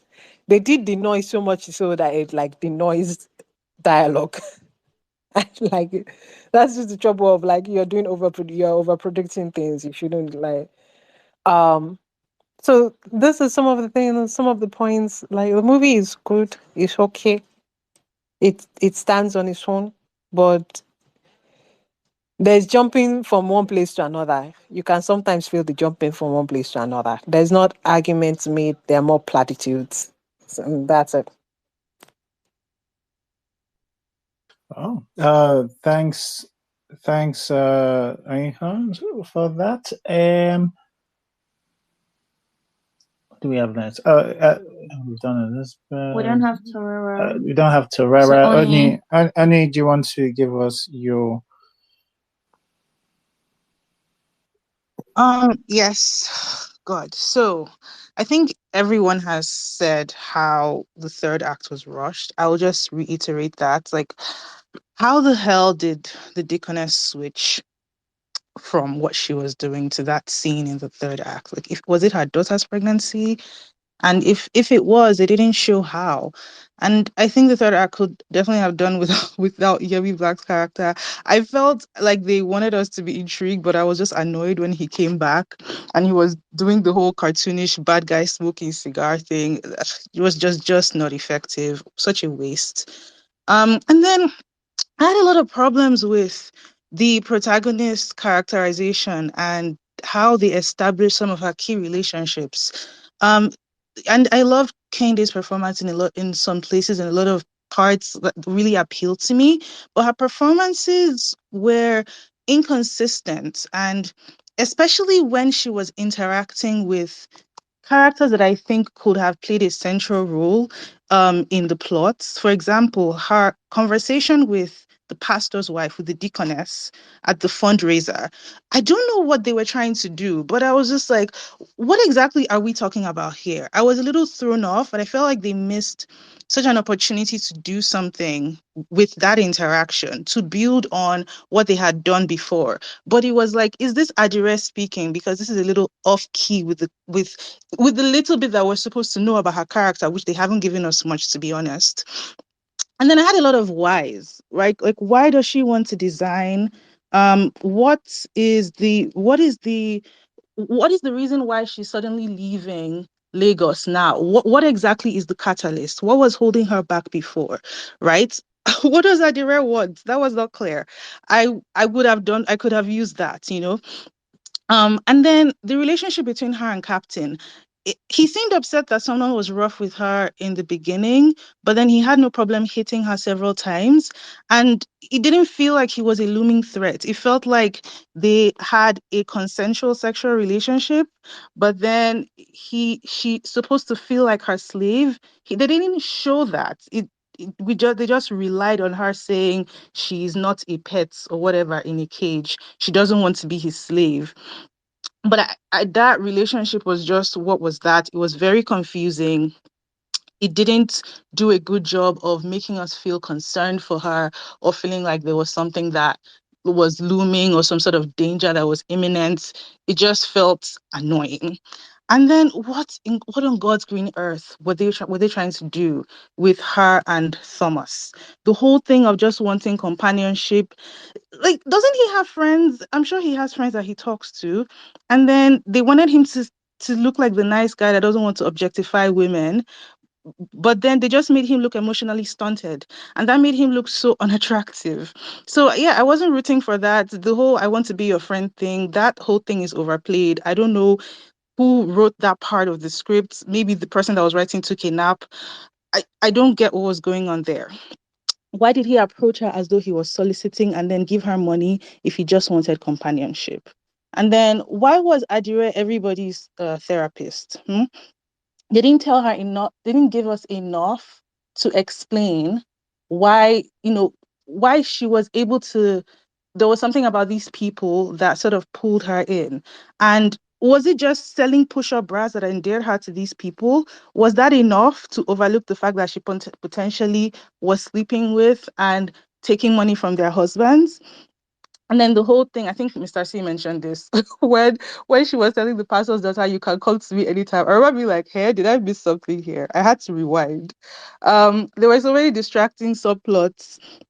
The story could have done with less. It seems like they couldn't handle what they put on their plates. Um, and then a lot of supporting characters and extras giving underwhelming performances. Mr.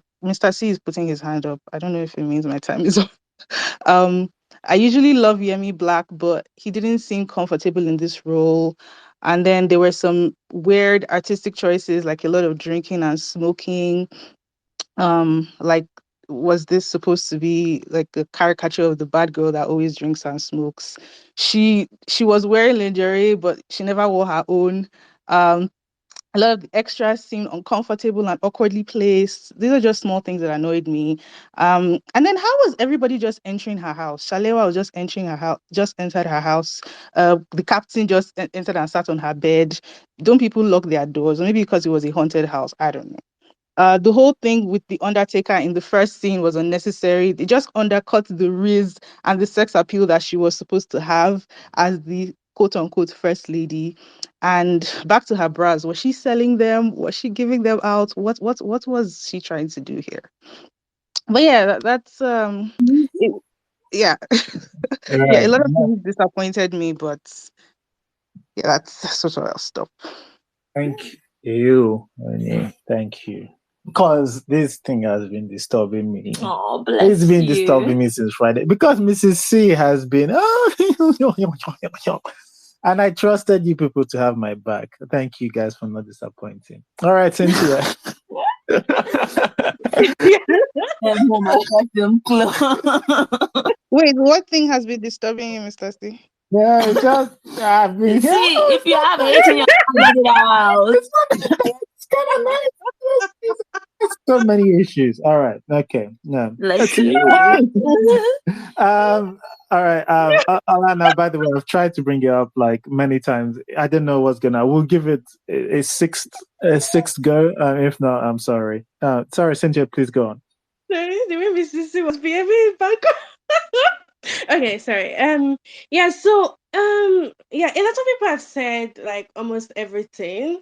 But like I also want to stress that the weakest part of this movie was Adire herself. That is Kehinde Bankole's performance as Adire, and every interaction Adire made or the relationship Adire has to make. So it felt like it could be like the writer knew Kehinde Bakole was going to be the lead performance of Adire and was like, I think she will do it, and left a lot of things that character was not well developed, and all our interactions with every other person in the new community just fell short.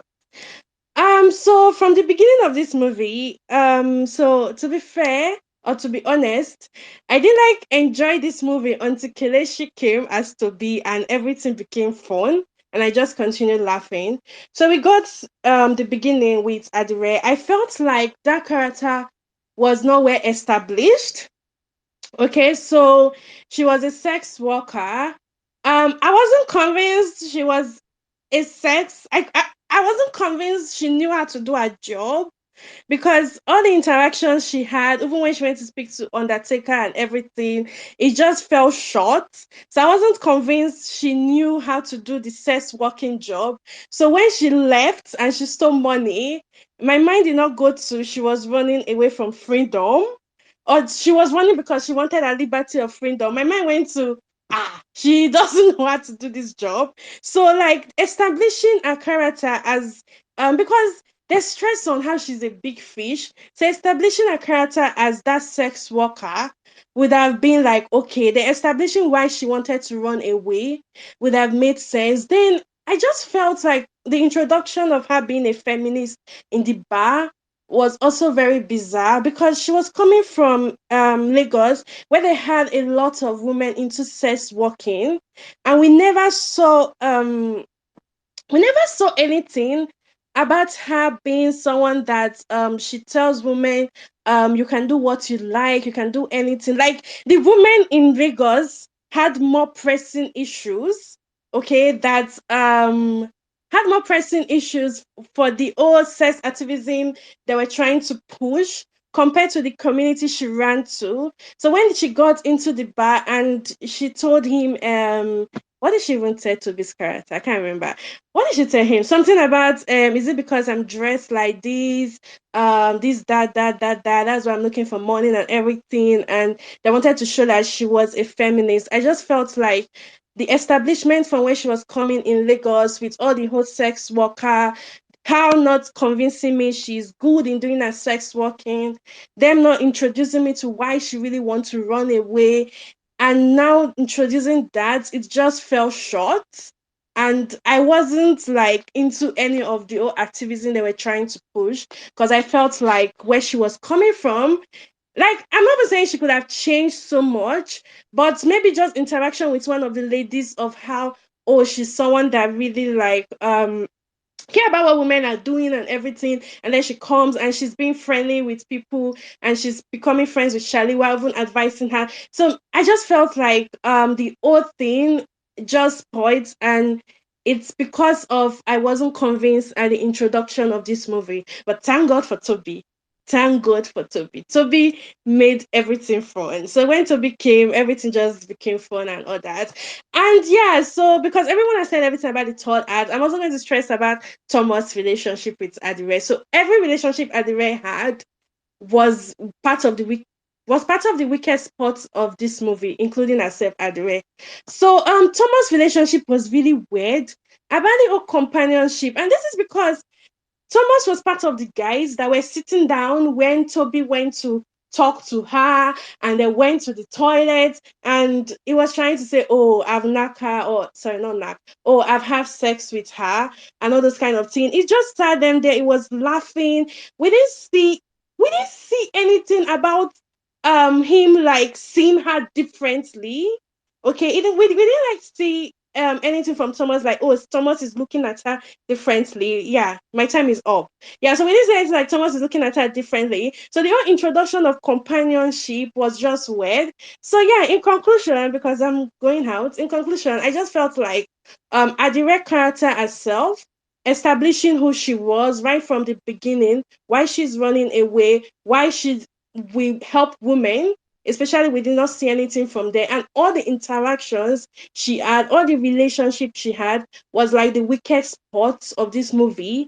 And I just concluded that the person that wrote this movie knew Kehinde Bankole was going to be the lead actress and did little for her character and all the interactions she was going to have in the movie. Okay. All right. No, thanks, Cynthia. All right. We have Anita on. I did let Anita on.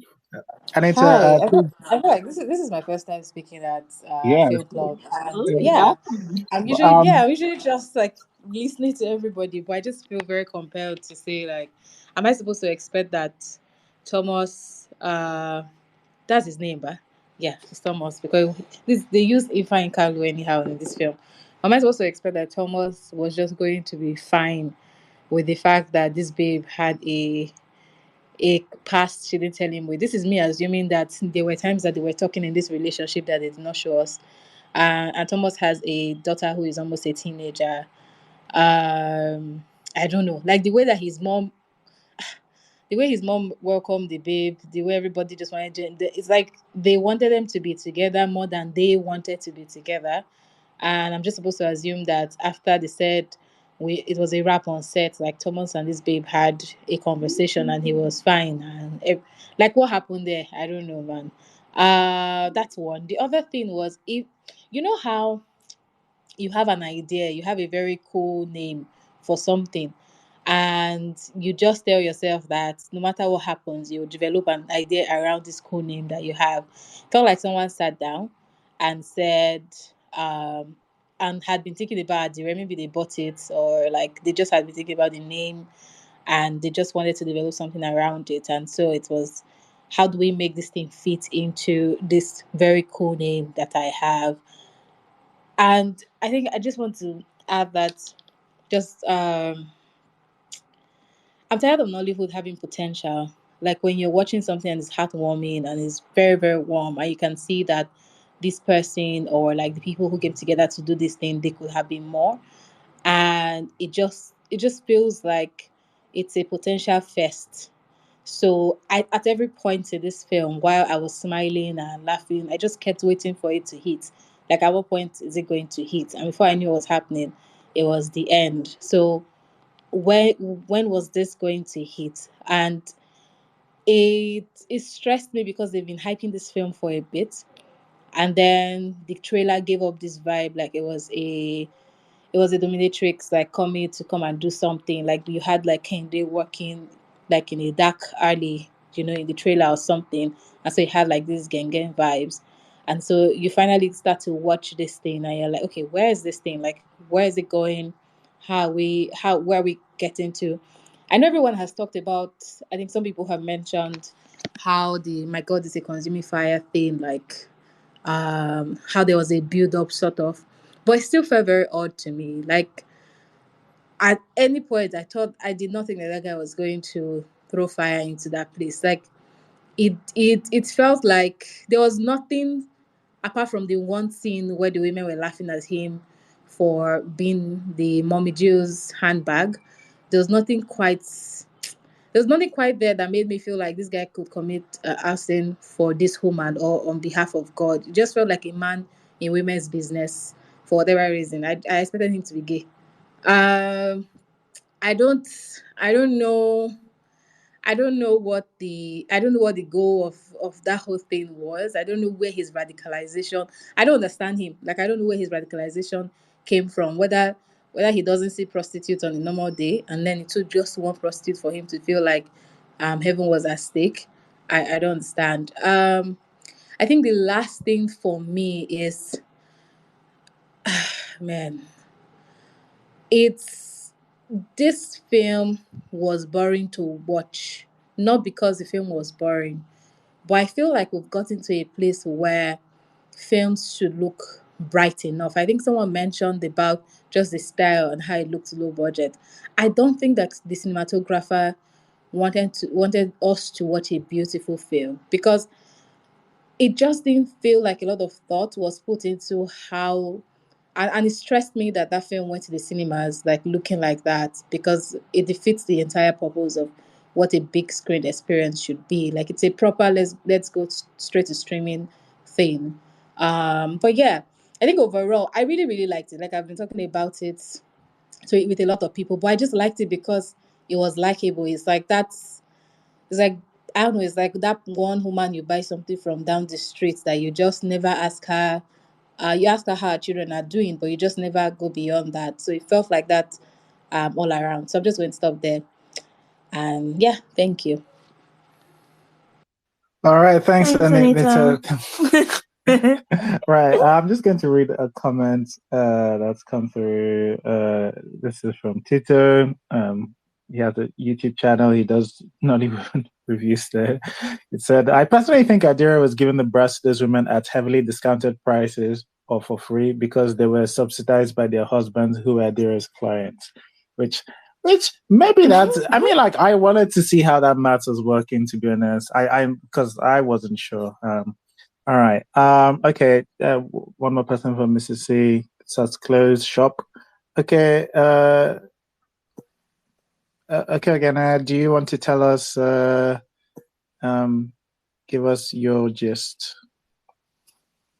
What you liked and Okay, not like. hi.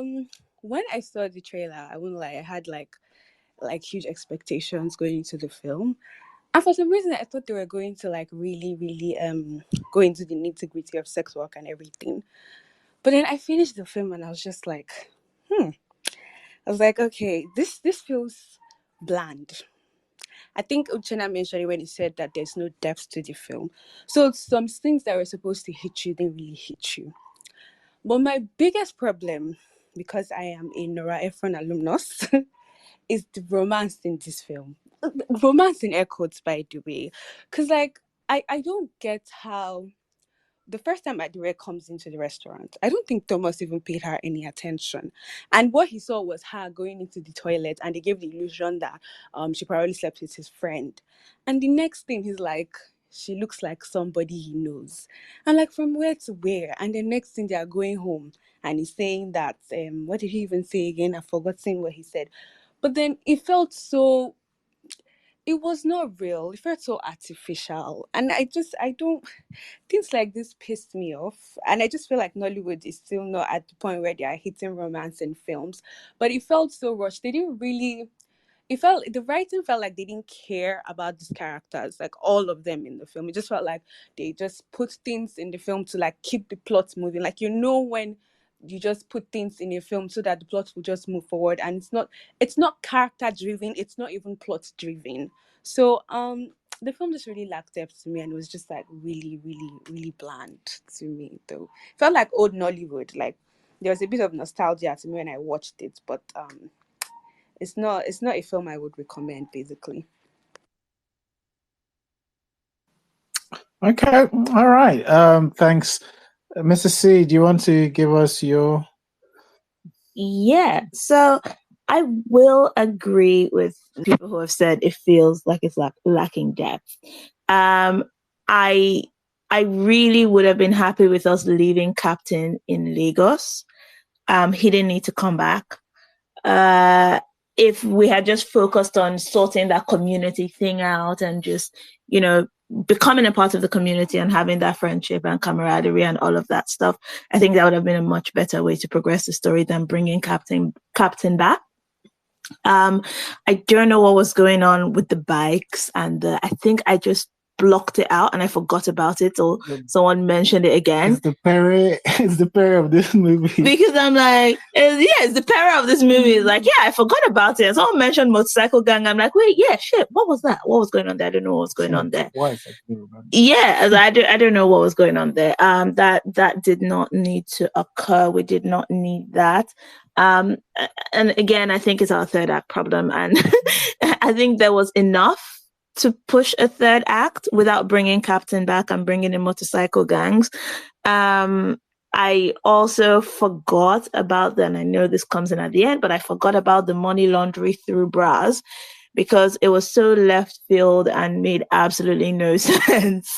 So I forgot about it. This is not a mall in Jabi Lake. It's not a shop in Jabi Mall, right?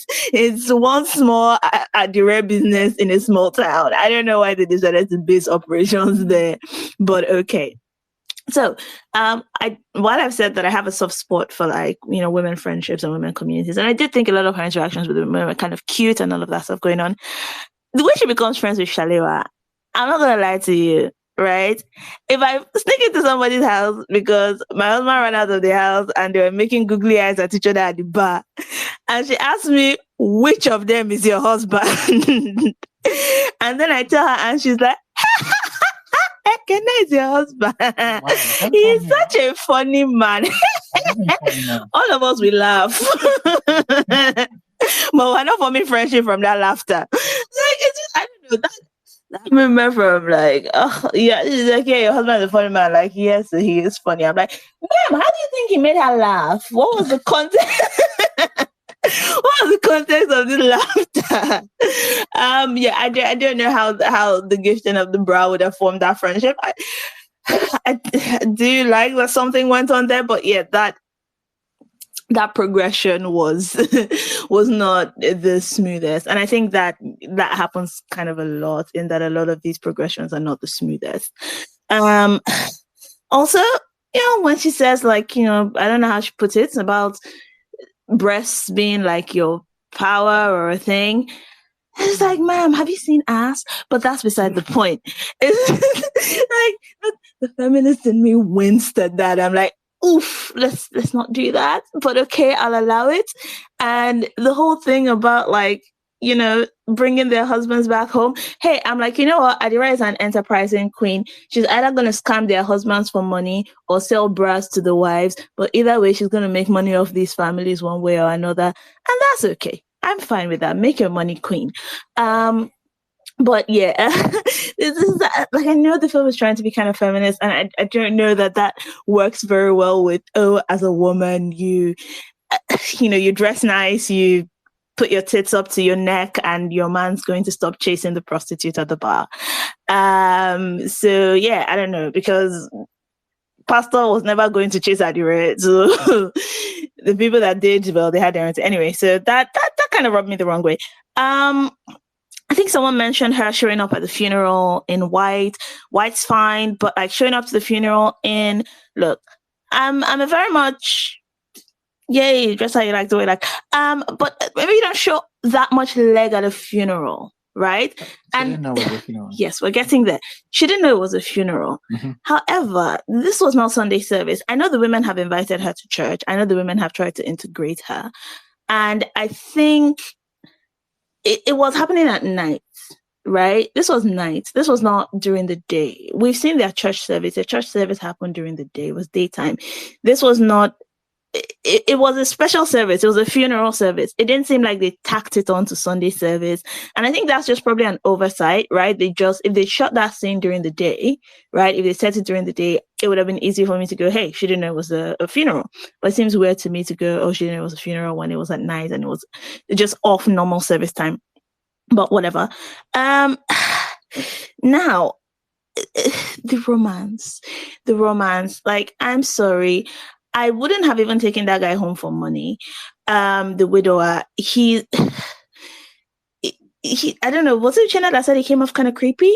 He did come off, it's not just creepy, it's this, because when he was speaking to his friends, right, he had, energy and like, he could laugh and it was, and then he comes to her and it's, they could do this thing of, she's intimidating or she makes him nervous, right? But Shalewa's husband is giving her game like this and he has a wife at home, right? This guy is bumbling and twiddling his thumbs and looking down at his feet, and it's just very much unattractive. Not me go tell you what you go like, Sha, but maybe that's Adire's type. But it was very much unattractive. And then I think someone has mentioned every time they were together, the conversations were so shallow and almost non-existent. There was almost nothing to it. The most he did was that thing of, I'm sad you think so low of yourself that you think any man who, so you paid for her time. She's not a therapist, right? Like if you're paying for somebody's time for companionship and they're not a therapist, or I don't know, you're not some old Victorian lady who pays a companion to follow her around. Be fucking for real. But then like why tie it to low self-esteem? But I think besides that, what is it? She does say a thing which I agree with, right? I thought it made sense. Like someday you're going to expect me to be grateful that you gave the prostitute agent. I agree with it. Maybe it's different, but I agree with it. I think it makes sense to be cautious about that man because, someday it's going to be like, look, you were the prostitute and I married you, but whatever. But there was, I didn't buy the romance. The romance was not really given because as soon as I saw him and saw them teasing him about, his widowhood and, he's not had sex in 5 years, I was like, okay, this is going to be the guy she ends up with. Like he's going to be her love interest, but they couldn't make the romance work. Even between the younger couple, I know it was all angst and anguish about whether or not to keep the baby and what was going on. But even then, they still didn't give me this romance in there between that young couple. And again, the girl, there's very little agency in her decisions, right? First, she wants to abort the baby because her mother's going to kill her, right? Homeboy wants her to keep the baby. Then Adire tells her, just because you've gone on the wrong path does not mean you need to, stay on the wrong path. Is that kind of an implication that an abortion is the wrong thing to do or is a wrong path? And then she tells him, yes, I'm keeping the baby. And then she tells her mother within slapping distance, mind you, that she's pregnant. And her mom takes her to the abortion place, gets embarrassed, come back, and daddy says, you're going to keep the baby, we're going to raise it, and you will finish school. There's so much out of her hands, which I guess within Nigerian society and all that is more realistic than her just weighing everything for herself and making a decision on what she wants to do. But that wasn't fun. But my final point, which is not a nitpick, it's my final point. I like bras. I like bras a lot, right? And Adire's thing is that she makes bras. She makes magic bras. She makes magic bras that will bring your husband home. And the only bra that she made that I thought was flattering was the bra she made for I can't remember her name, but Evangelist's character. No, not Evangelist's character. The character with small boobs, right? It was more of a bralette, right? And that was the only bra that was one day. That was the only bra that was nice and supportive. Because again, nobody makes bras for women with big boobs except specialist people. Yeah. What? Nothing. It's just if you have boobs, like boobs, finding a supportive bra is hard and expensive and painful. And we have Adire that is custom making these bras basically at some point, and the cups cannot even fit. And that was very painful to me. So Did you time yourself? No, of course not. Wow. As the timer, I have rigging. privilege. This is rigging. All right. But let me time you. Okay. So, all right.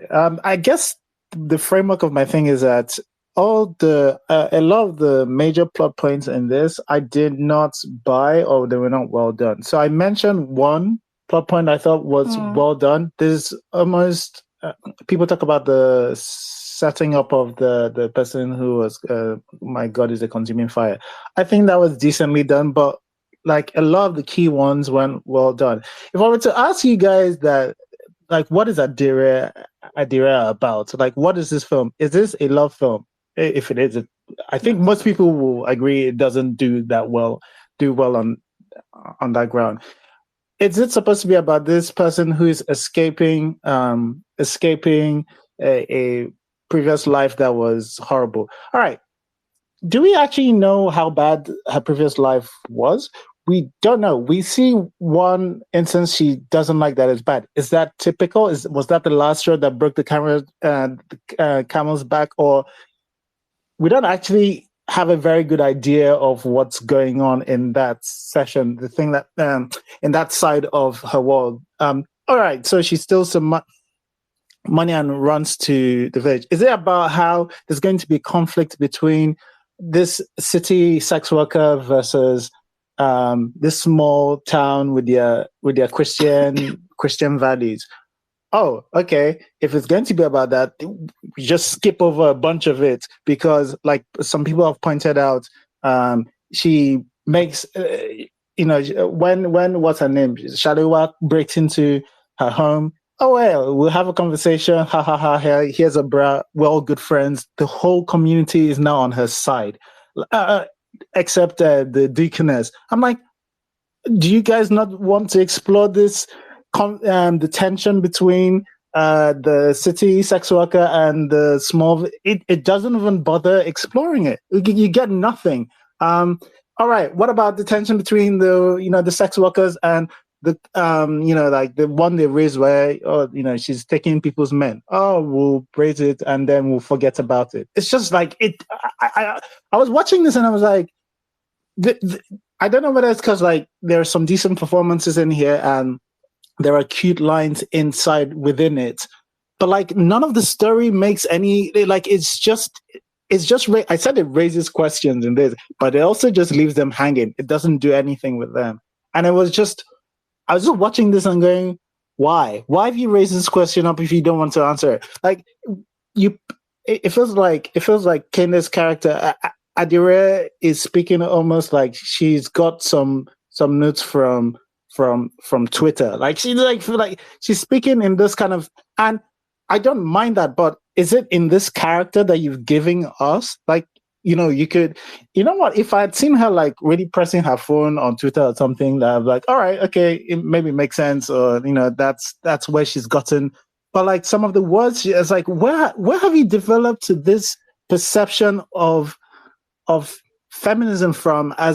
How have you developed this as a, and I'm not saying sex workers can't in some way be feminists, but like the specific words that were coming out from her mouth just didn't seem to link up. And that was my biggest problem with it, is that it was throwing away the complexities. They didn't want to deal with any of the conflict. It was raising questions and just never dealing with any of them. And a lot of bad performances, especially in parts from Kende. Oh, there was one way I still don't know whether she was. It felt like she was talking to somebody, but like she almost did like a dance, almost like she wanted to run. I wasn't. It was like Donald Trump's dance where he was. I'm not joking. I will find the clip for you guys. I'm still bewildered by that and how that got left in. Anyway, but. I thought also, there's stuff like sound in there that's not great. The scoring, oh my God, the score, Nollywood Ramblers, Corridor, you can be reminded of things like this when I think she's saying 2 specially packaged melons, and if I tell you the kind of score that's behind while she says this, incredible. It's like the most inspirational music going on while she's saying, it's like, that's such a silly line to come out. And the way it even comes out of her mouth is like she's making up on the spot, like she's flopped her lines, or she's misremembering, or 2 specially packaged melons and inspirational score music at the background. I mean, it's pure comedy, but is it good? I don't think so. Anyway, but honestly, this is one of those films that, you know what? I'll leave that one for my summary. But I think that's the general gist. I thought Adire's character didn't make any sense.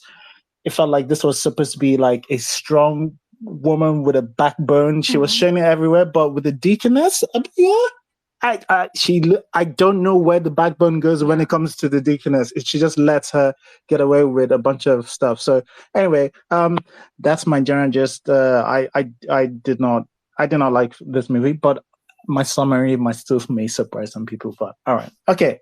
When the pushback section now, is there anything somebody said that somebody wanted to raise and go, oh, I don't agree with that? Oh, go on. I can't remember who said it, but I don't know, I think something about her going to church and dressing more modestly, and that being somewhat contradictory to like the thing about, I don't know, like, living her life and not being, like. Was she modest?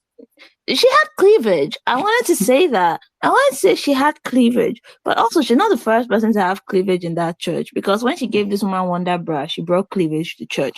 I don't understand why everybody was dancing. Like, everybody was like, but what I'm saying is, she did have a longer dress, right, than what she wore to church the first time. But it was a sleeveless dress. It was with cleavage, and I think there was still some knee. But it looked similar to the dress she wore to that guy's mom's birthday party. So it wasn't the first time she was wearing something that might seem a bit more, in quote, modest. She still dressed like that when she was going to the market as well. So again, she's not going everywhere always looking like, she's about to, go to bottomless brunch with her girls or something, right? And secondly, I think, it's just, the church is so central to that community. I think her going to church is just a show of her being more integrated into that community and being a part of it by the end of everything, versus, oh, she has seen the light and repented and found Jesus. All right. Okay. It's me that she's pushing at the back. Okay, go on. Okay. I think your ending statement helps. With what I was going to respond, in that my pushback wasn't really that she was dressed decently, because I've gone to churches where that doesn't, you even walk in the front door with what she was wearing. But it's my point was the climax of her story, in the context of her story.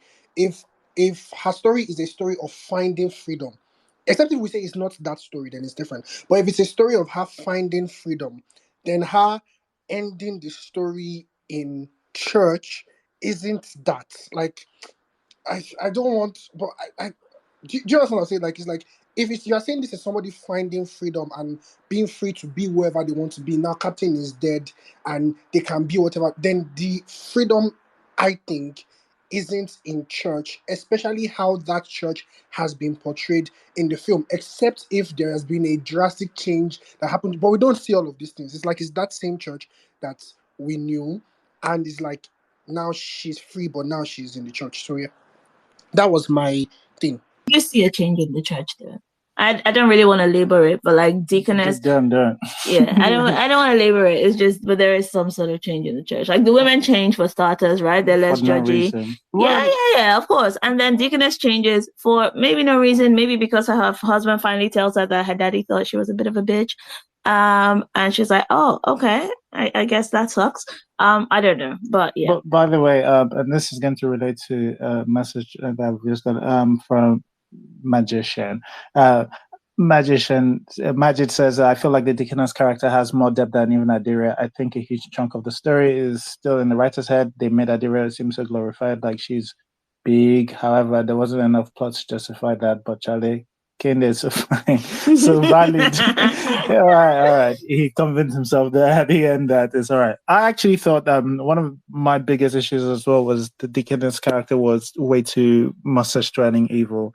To the point that, like, I don't know, it's just like detrimental to whatever she, even in her, because those the people, I know several of these type of Mommy Gio type figures.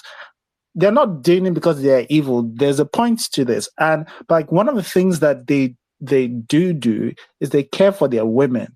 Those people are very precious to them, and it's how they maintain certain hold over them. You have to care for them. This woman didn't even care for them. It's like, just kept on chastising them and like, we won't help you. Oh, and somebody brings a problem to them. That's the thing they love the most. Oh, bring your problem to me. Let me help you. And this woman was just like, that's your problem. Anyway, well, that's just a poor Mommy Gio, to be honest. Nollywood must change. Please go on. Can you hear me? Yes. Okay, I have a pushback for Uchenna, who said most of the characters were just to push the story that the motivations kind of. But I kind of feel like you can't give every character motivations actually. Even the Evangelides Is character it was me? I can't hear anything. It's you, sorry. Someone is speak. Yeah, someone is speaking. Pearl, sorry. I'll let you know when he's done. So, sorry, not even much change. Go on. Evangelides character was talking about actually had motivations that someone all of a sudden someone is in the town wants to snatch your husband.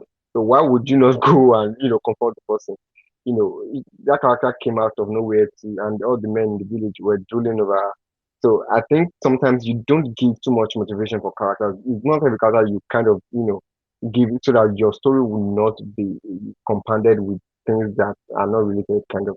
So and about Mrs. C saying was it Mrs. C or Mr. C that said she let the pastor's wife, get to her, say things, and she felt less powerful. I think Adire is the kind of person that, she even though she's a sex worker, she is kind of, she doesn't believe in the Bible or she's this faith person, you know, and those things the pastor's wife said to her could even get even to ordinary people, it could get to them and pull them down. I kind of agree with what how they did that in that movie. Every time she must be this feminist, she must be this person who is fierce and all that. So it works for that story. Thank you. Did you say Adire is a Christian or believes in the Bible or something? Did I miss that? Did I Yeah, miss she's a you? Christian sex worker. Yes, that's what he said. Kind of Wow. Okay. All right. No, No pushback for that. No pushback for that. All right, Pearl, do you want to?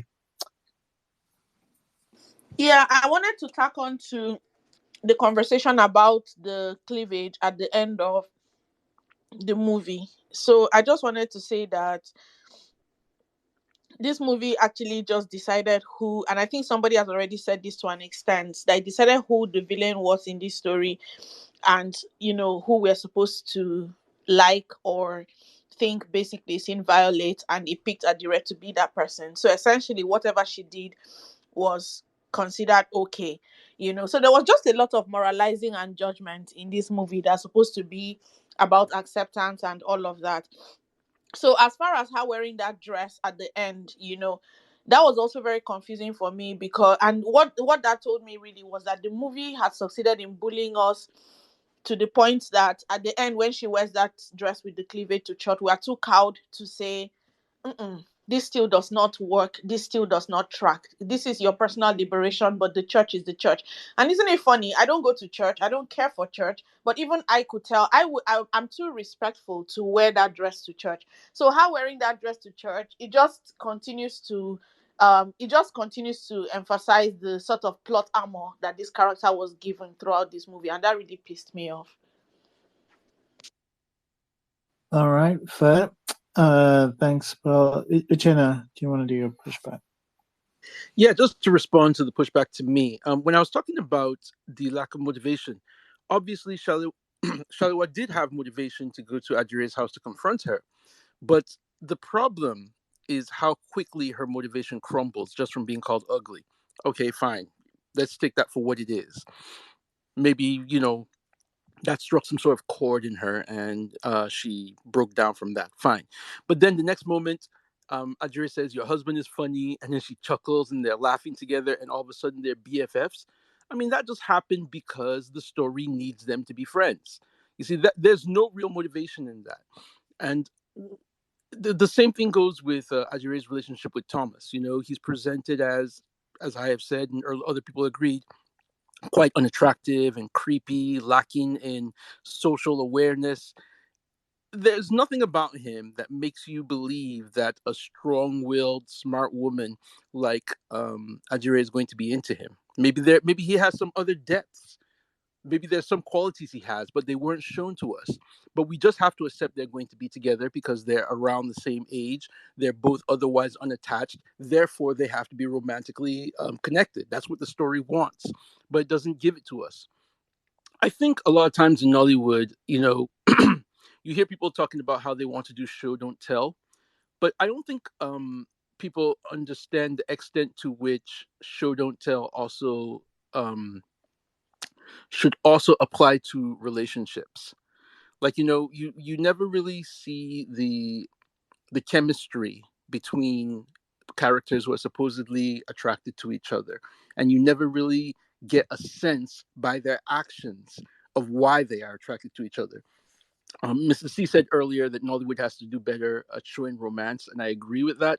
Like, I was thinking about that a few weeks ago when we were talking about Blood Vessel, when so many people were saying that they really loved the love story, they loved the romance between Abe and I've forgotten her name. And I've seen people saying that in other movies too. So I sometimes I wonder if maybe I'm just looking at things differently. But I feel like I've rarely seen a Nollywood movie that I enjoyed the romance because it's always just there because it's there. And I just wonder, is it that Nollywood fans they enjoy watching the gestures of romance. They love watching people kissing and hugging each other and saying "I love you." But other than that, in Blood Vessel, I'm sorry if you talk about a different movie. I didn't see any chemistry between those characters. I had no clue why they were in love with each other, and I feel the same thing here, only much worse. So just as Okeogene said, I'm sorry, I hope I pronounced your name right. People need to watch more Nora Ephron and understand how to show romance and the show the building of relationships on the screen.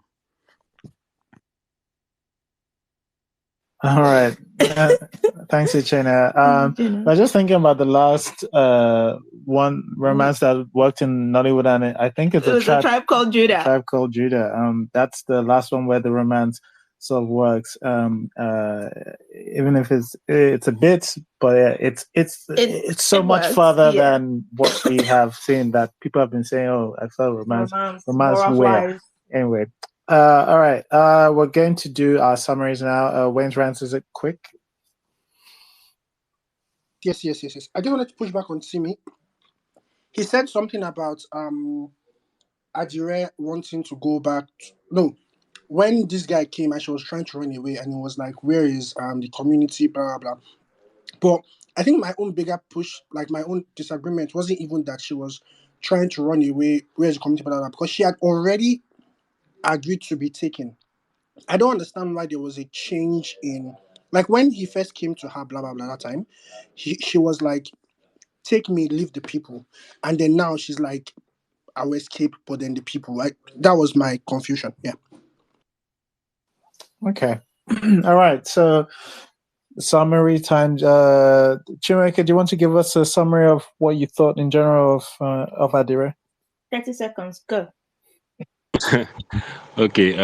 So I thought it had a lot of unfulfilled potential. That's just how I would summarize the film. It had a lot of potential, but a lot of it was unfulfilled. It was underwhelming. That's what I'd say, and very disappointing and boring. Honestly, it was a struggle for me to get through it. Like, I would not recommend it. Thank you. Oh, wow. Strong words. Okay. No, thanks, Chiweke. Ichena, do you want to give us your summary? The first time I tried watching it, it was a struggle. The second time I tried watching it, I sailed through. It was quite it went down easy mostly. I didn't think it was a painful watch. I didn't find the movie offensive. I just didn't find it anything for the most part. And that's, like I said earlier, that in some ways is worse than being bad for me. But if you're somebody who just wants to watch something light and entertaining on a Sunday evening, you can just watch it, give it 30 minutes, and you might enjoy it. So I mean, it's okay. It's not for me. Wow. Uche, that was plagiarism. It's because Oinka is not here that you're stealing her summary. Somebody had to say it. All right. And it is not even must change. Okay. I kind of feel like this movie is not bad as people are putting it. Like, it's not like it's all there, but it's okay, and I would recommend it. Actually, I would recommend it. I kind of enjoyed it a bit. The enjoyment overall, kind of beat the bad factor of it. So I would recommend it. Yeah. Look at that. The bass has gone out of your voice. All right. See, no grief for anybody. 2024. All right. Pearl, do you want to give us your summary? Yeah, I really wanted to like this movie, but I didn't really. And I really wanted to like the character of Adire slash Asari, but I didn't like her. And just to back up something that Cynthia had said about how she could have been helpful to the women in Lagos, this movie made a big deal about how the people in the community treated her. But the point is, she also had disdain for the women like her in Lagos. She actually said to the woman in Lagos, I shall know they wear my pants, something like that. So I didn't like that character at all. And, this movie could have been so much more. That's all I'm going to say. The Thomas, romance gave fetishization, and the fact that he saw Adire with his daughter and he was cool with it, that was just irresponsible parenting. I don't know what the message of this movie was. I was just tired of this movie. All right. Thanks, Pearl. The Ashawana the way my pants did make me wince. Okay. But, This is your turn has gone. All right. It was my turn. I think it's on you, right? Oh, Wayne's Rant, sorry. Wayne's Rant, please give us your summary. Okay. I don't think the movie is good. I don't think it's bad. I think it has a good premise. It loses its head in the third act, but which not all the movie doesn't. I would recommend, but I won't recommend like, oh my god, this is a very good film. I just recommend, okay, if you're just looking for something to watch, you can see this. So yeah. All right. No, thanks, Wayne's Rant. Anya, do you want to give us your summary for this movie? Yes. I think that this movie had a lot of promise, and it had the promise of a very touching story, the ability, the potential to sell the story of a female character, building a new life, and that was very enticing. But it was disappointing at the end of the day because the center of its ability to do that, which is through her relationships and her characterization and understanding what it is that she wanted, uh, that was not achieved at all. And there was no character arc for her. So I ended up not really understanding the person that I wanted to root for or her motivations at all. And so it was hard to enjoy. There was no payoff for a lot of the relationships and a lot of the moments that were sort of cute, but at the grand scheme of things, it's like all of them added up to nothing. I would not recommend this movie. In fact, I think I was watching this movie in the basement and my roommates were passing and I was kind of ashamed to be caught watching it at some moments. It's it was hard to watch sometimes, but overall it was easy to just, take down on a Friday night after work if you have nothing to do. I guess it's not terrible. So yeah, that's my summary. Just don't take it too seriously when you go in to watch it. That's a reason not. All right, this is C. Oh wait, hang on. Sorry. Okay, again. Do you want to give us your summary? Because she's not on. Okay. Okay, again. Are you there? Oh, okay. Hi. I don't really have much to say. I feel like everybody has said everything I wanted to say, especially Uchenna, who came on to wrap up about the romance in Nollywood. So yeah, I don't really have much to say. I think everybody has said everything, and like I said before, I won't recommend the movie because it doesn't really hit you. It doesn't really strike anything in you. You just watch it and you're like, oh, okay, I saw a film. That's it.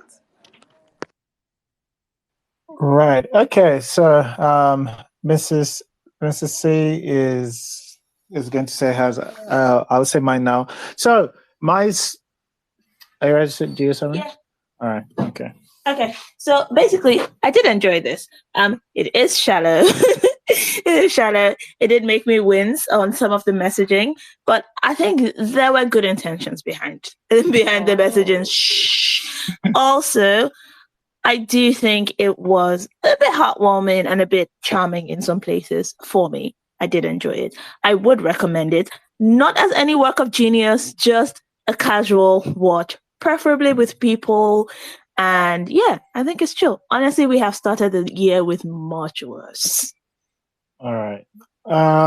So I think this is kind of film that I would recommend if you are ironing or doing something where most of your attention isn't on the film, because I think it's one of those where that's where it performs best, because the more you pay attention to it, the worse it gets.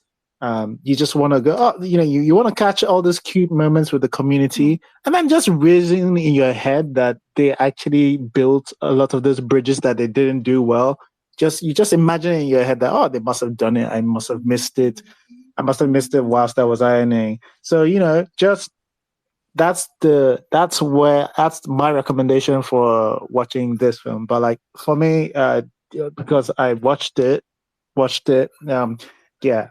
did not enjoy it. I thought it was pretty bad at a lot of levels. I think it did give me maybe, I think her name is Funola's maybe best performance I've seen from her, and maybe Kende's worst performance that I've seen from her. So do with that what you will.